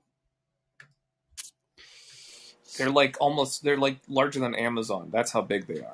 I just got an article. Hacking groups. Like 70% are these floor staff. Yep. Just got an article. Food giant Tyson, the chicken company, is also requiring all U.S. workers to be vaccinated. Just as they become ineffective due to Lambda. Perfect timing. Chinese state. Hey, Tyler. Right now, but yeah. So I think as everyone's going back to work, and this is just kind of tongue-in-cheek, I'm driving down the 101 in Silicon Valley, and I think we should start having traffic reports, because everyone's on the road and everyone's going back to work, and I'm just laughing my ass off because as we report on Lambda and Delta and everything else, I'm laughing hysterically. How many people are in their cars heading back to the office? Yeah. So this Chinese hacking story that was just broke, the hacking groups waged, the headline says that the attackers pulled off a holy grail of espionage and breaches into these telecommunications companies' internal systems, according to a new report published Tuesday by US-based security firm Cybereason. They say that the hackers obtained the holy grail of espionage by gaining total control of the telecommunication networks they penetrated. And they named the group SoftCell, Nikon, and Group 3390. These state-sponsored espionage operations not only negatively impact the telco's customers and business partners, they also have a potential to threaten the national security of countries in the region and those who have a vested interest in the region's stability. Indeed, if you were to have a hot conflict and they shut off all of your cell phones from data and calls, that would be an interesting first strike, would it not? Yeah. Chinese Foreign Ministry didn't respond to a request for comment. A government spokesperson previously denied allegations that Chinese hackers infiltrated, and the U.S. ganged up with its allies and launched an unwanted accusation against China on cybersecurity, according to a press briefing on July in Beijing. It's purely a smear and suppression of our political motives. China will never accept this. Okay. Tyler? Yes. Did you notice my tweet about the Activision president just resigned? Yes, we covered that. Being reported. Yeah. Oh. We covered that one. Reese Witherspoon's Hello Sunshine sold for $900 million. It's over to a media. I hear some money laundering. A media company backed by a private equity firm. It's BlackRock. Is it? Okay. What? I don't even know what Hello Sunshine is. It's her production company. Oh. BlackRock's looking for content. Yeah, there you go. So she sold her production company for $900 million that she started with one other woman. And they were doing women-focused stories. Like the first one I think that they did was Wild. That one where like the woman is like on like the Appalachian Trek, whatever thing. And good for her. I am so happy for her. Yay. Yep. South Korean regulator to reportedly shut down 11 cryptocurrency exchanges. And Bolt, the micro-mobility scooters, e-bikes, and now even food delivery is an Uber competitor and food delivery, now valued at $4.75 billion as Uber rival aims to push into on-demand grocery delivery. And that's how you know when the scooter companies who were getting into the scooters when that was all hot are now getting into food delivery because it's all now hot. Imagine they'll get into EdTech next. An electric. Let's see how many unhappy employees do they have. Yeah, maybe 10. Yeah, at least 10. At least 10.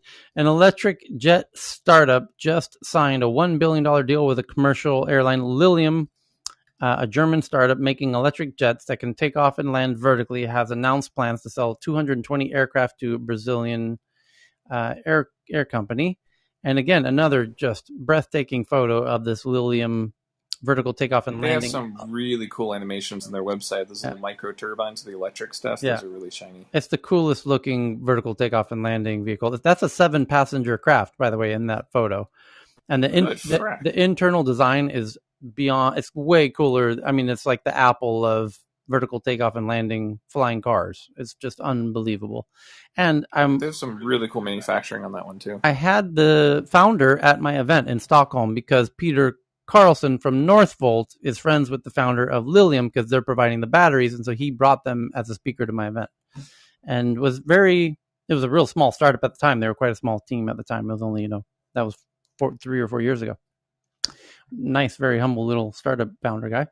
And WashingtonPost.com says new restrictions sweep China as officials race to contain the Delta outbreak. Yep. And funding in Indian startups this week. This week, 43 Indian startups raising funding. That's a lot for 1 week. Of which 39 received a total sum of $814 million. My God, nearly $1 billion in a week. Holy cow. Holy Jesus. As someone who tracks it for Stockholm, I'm envious. But you do have, we have 10 million. You have $1 billion.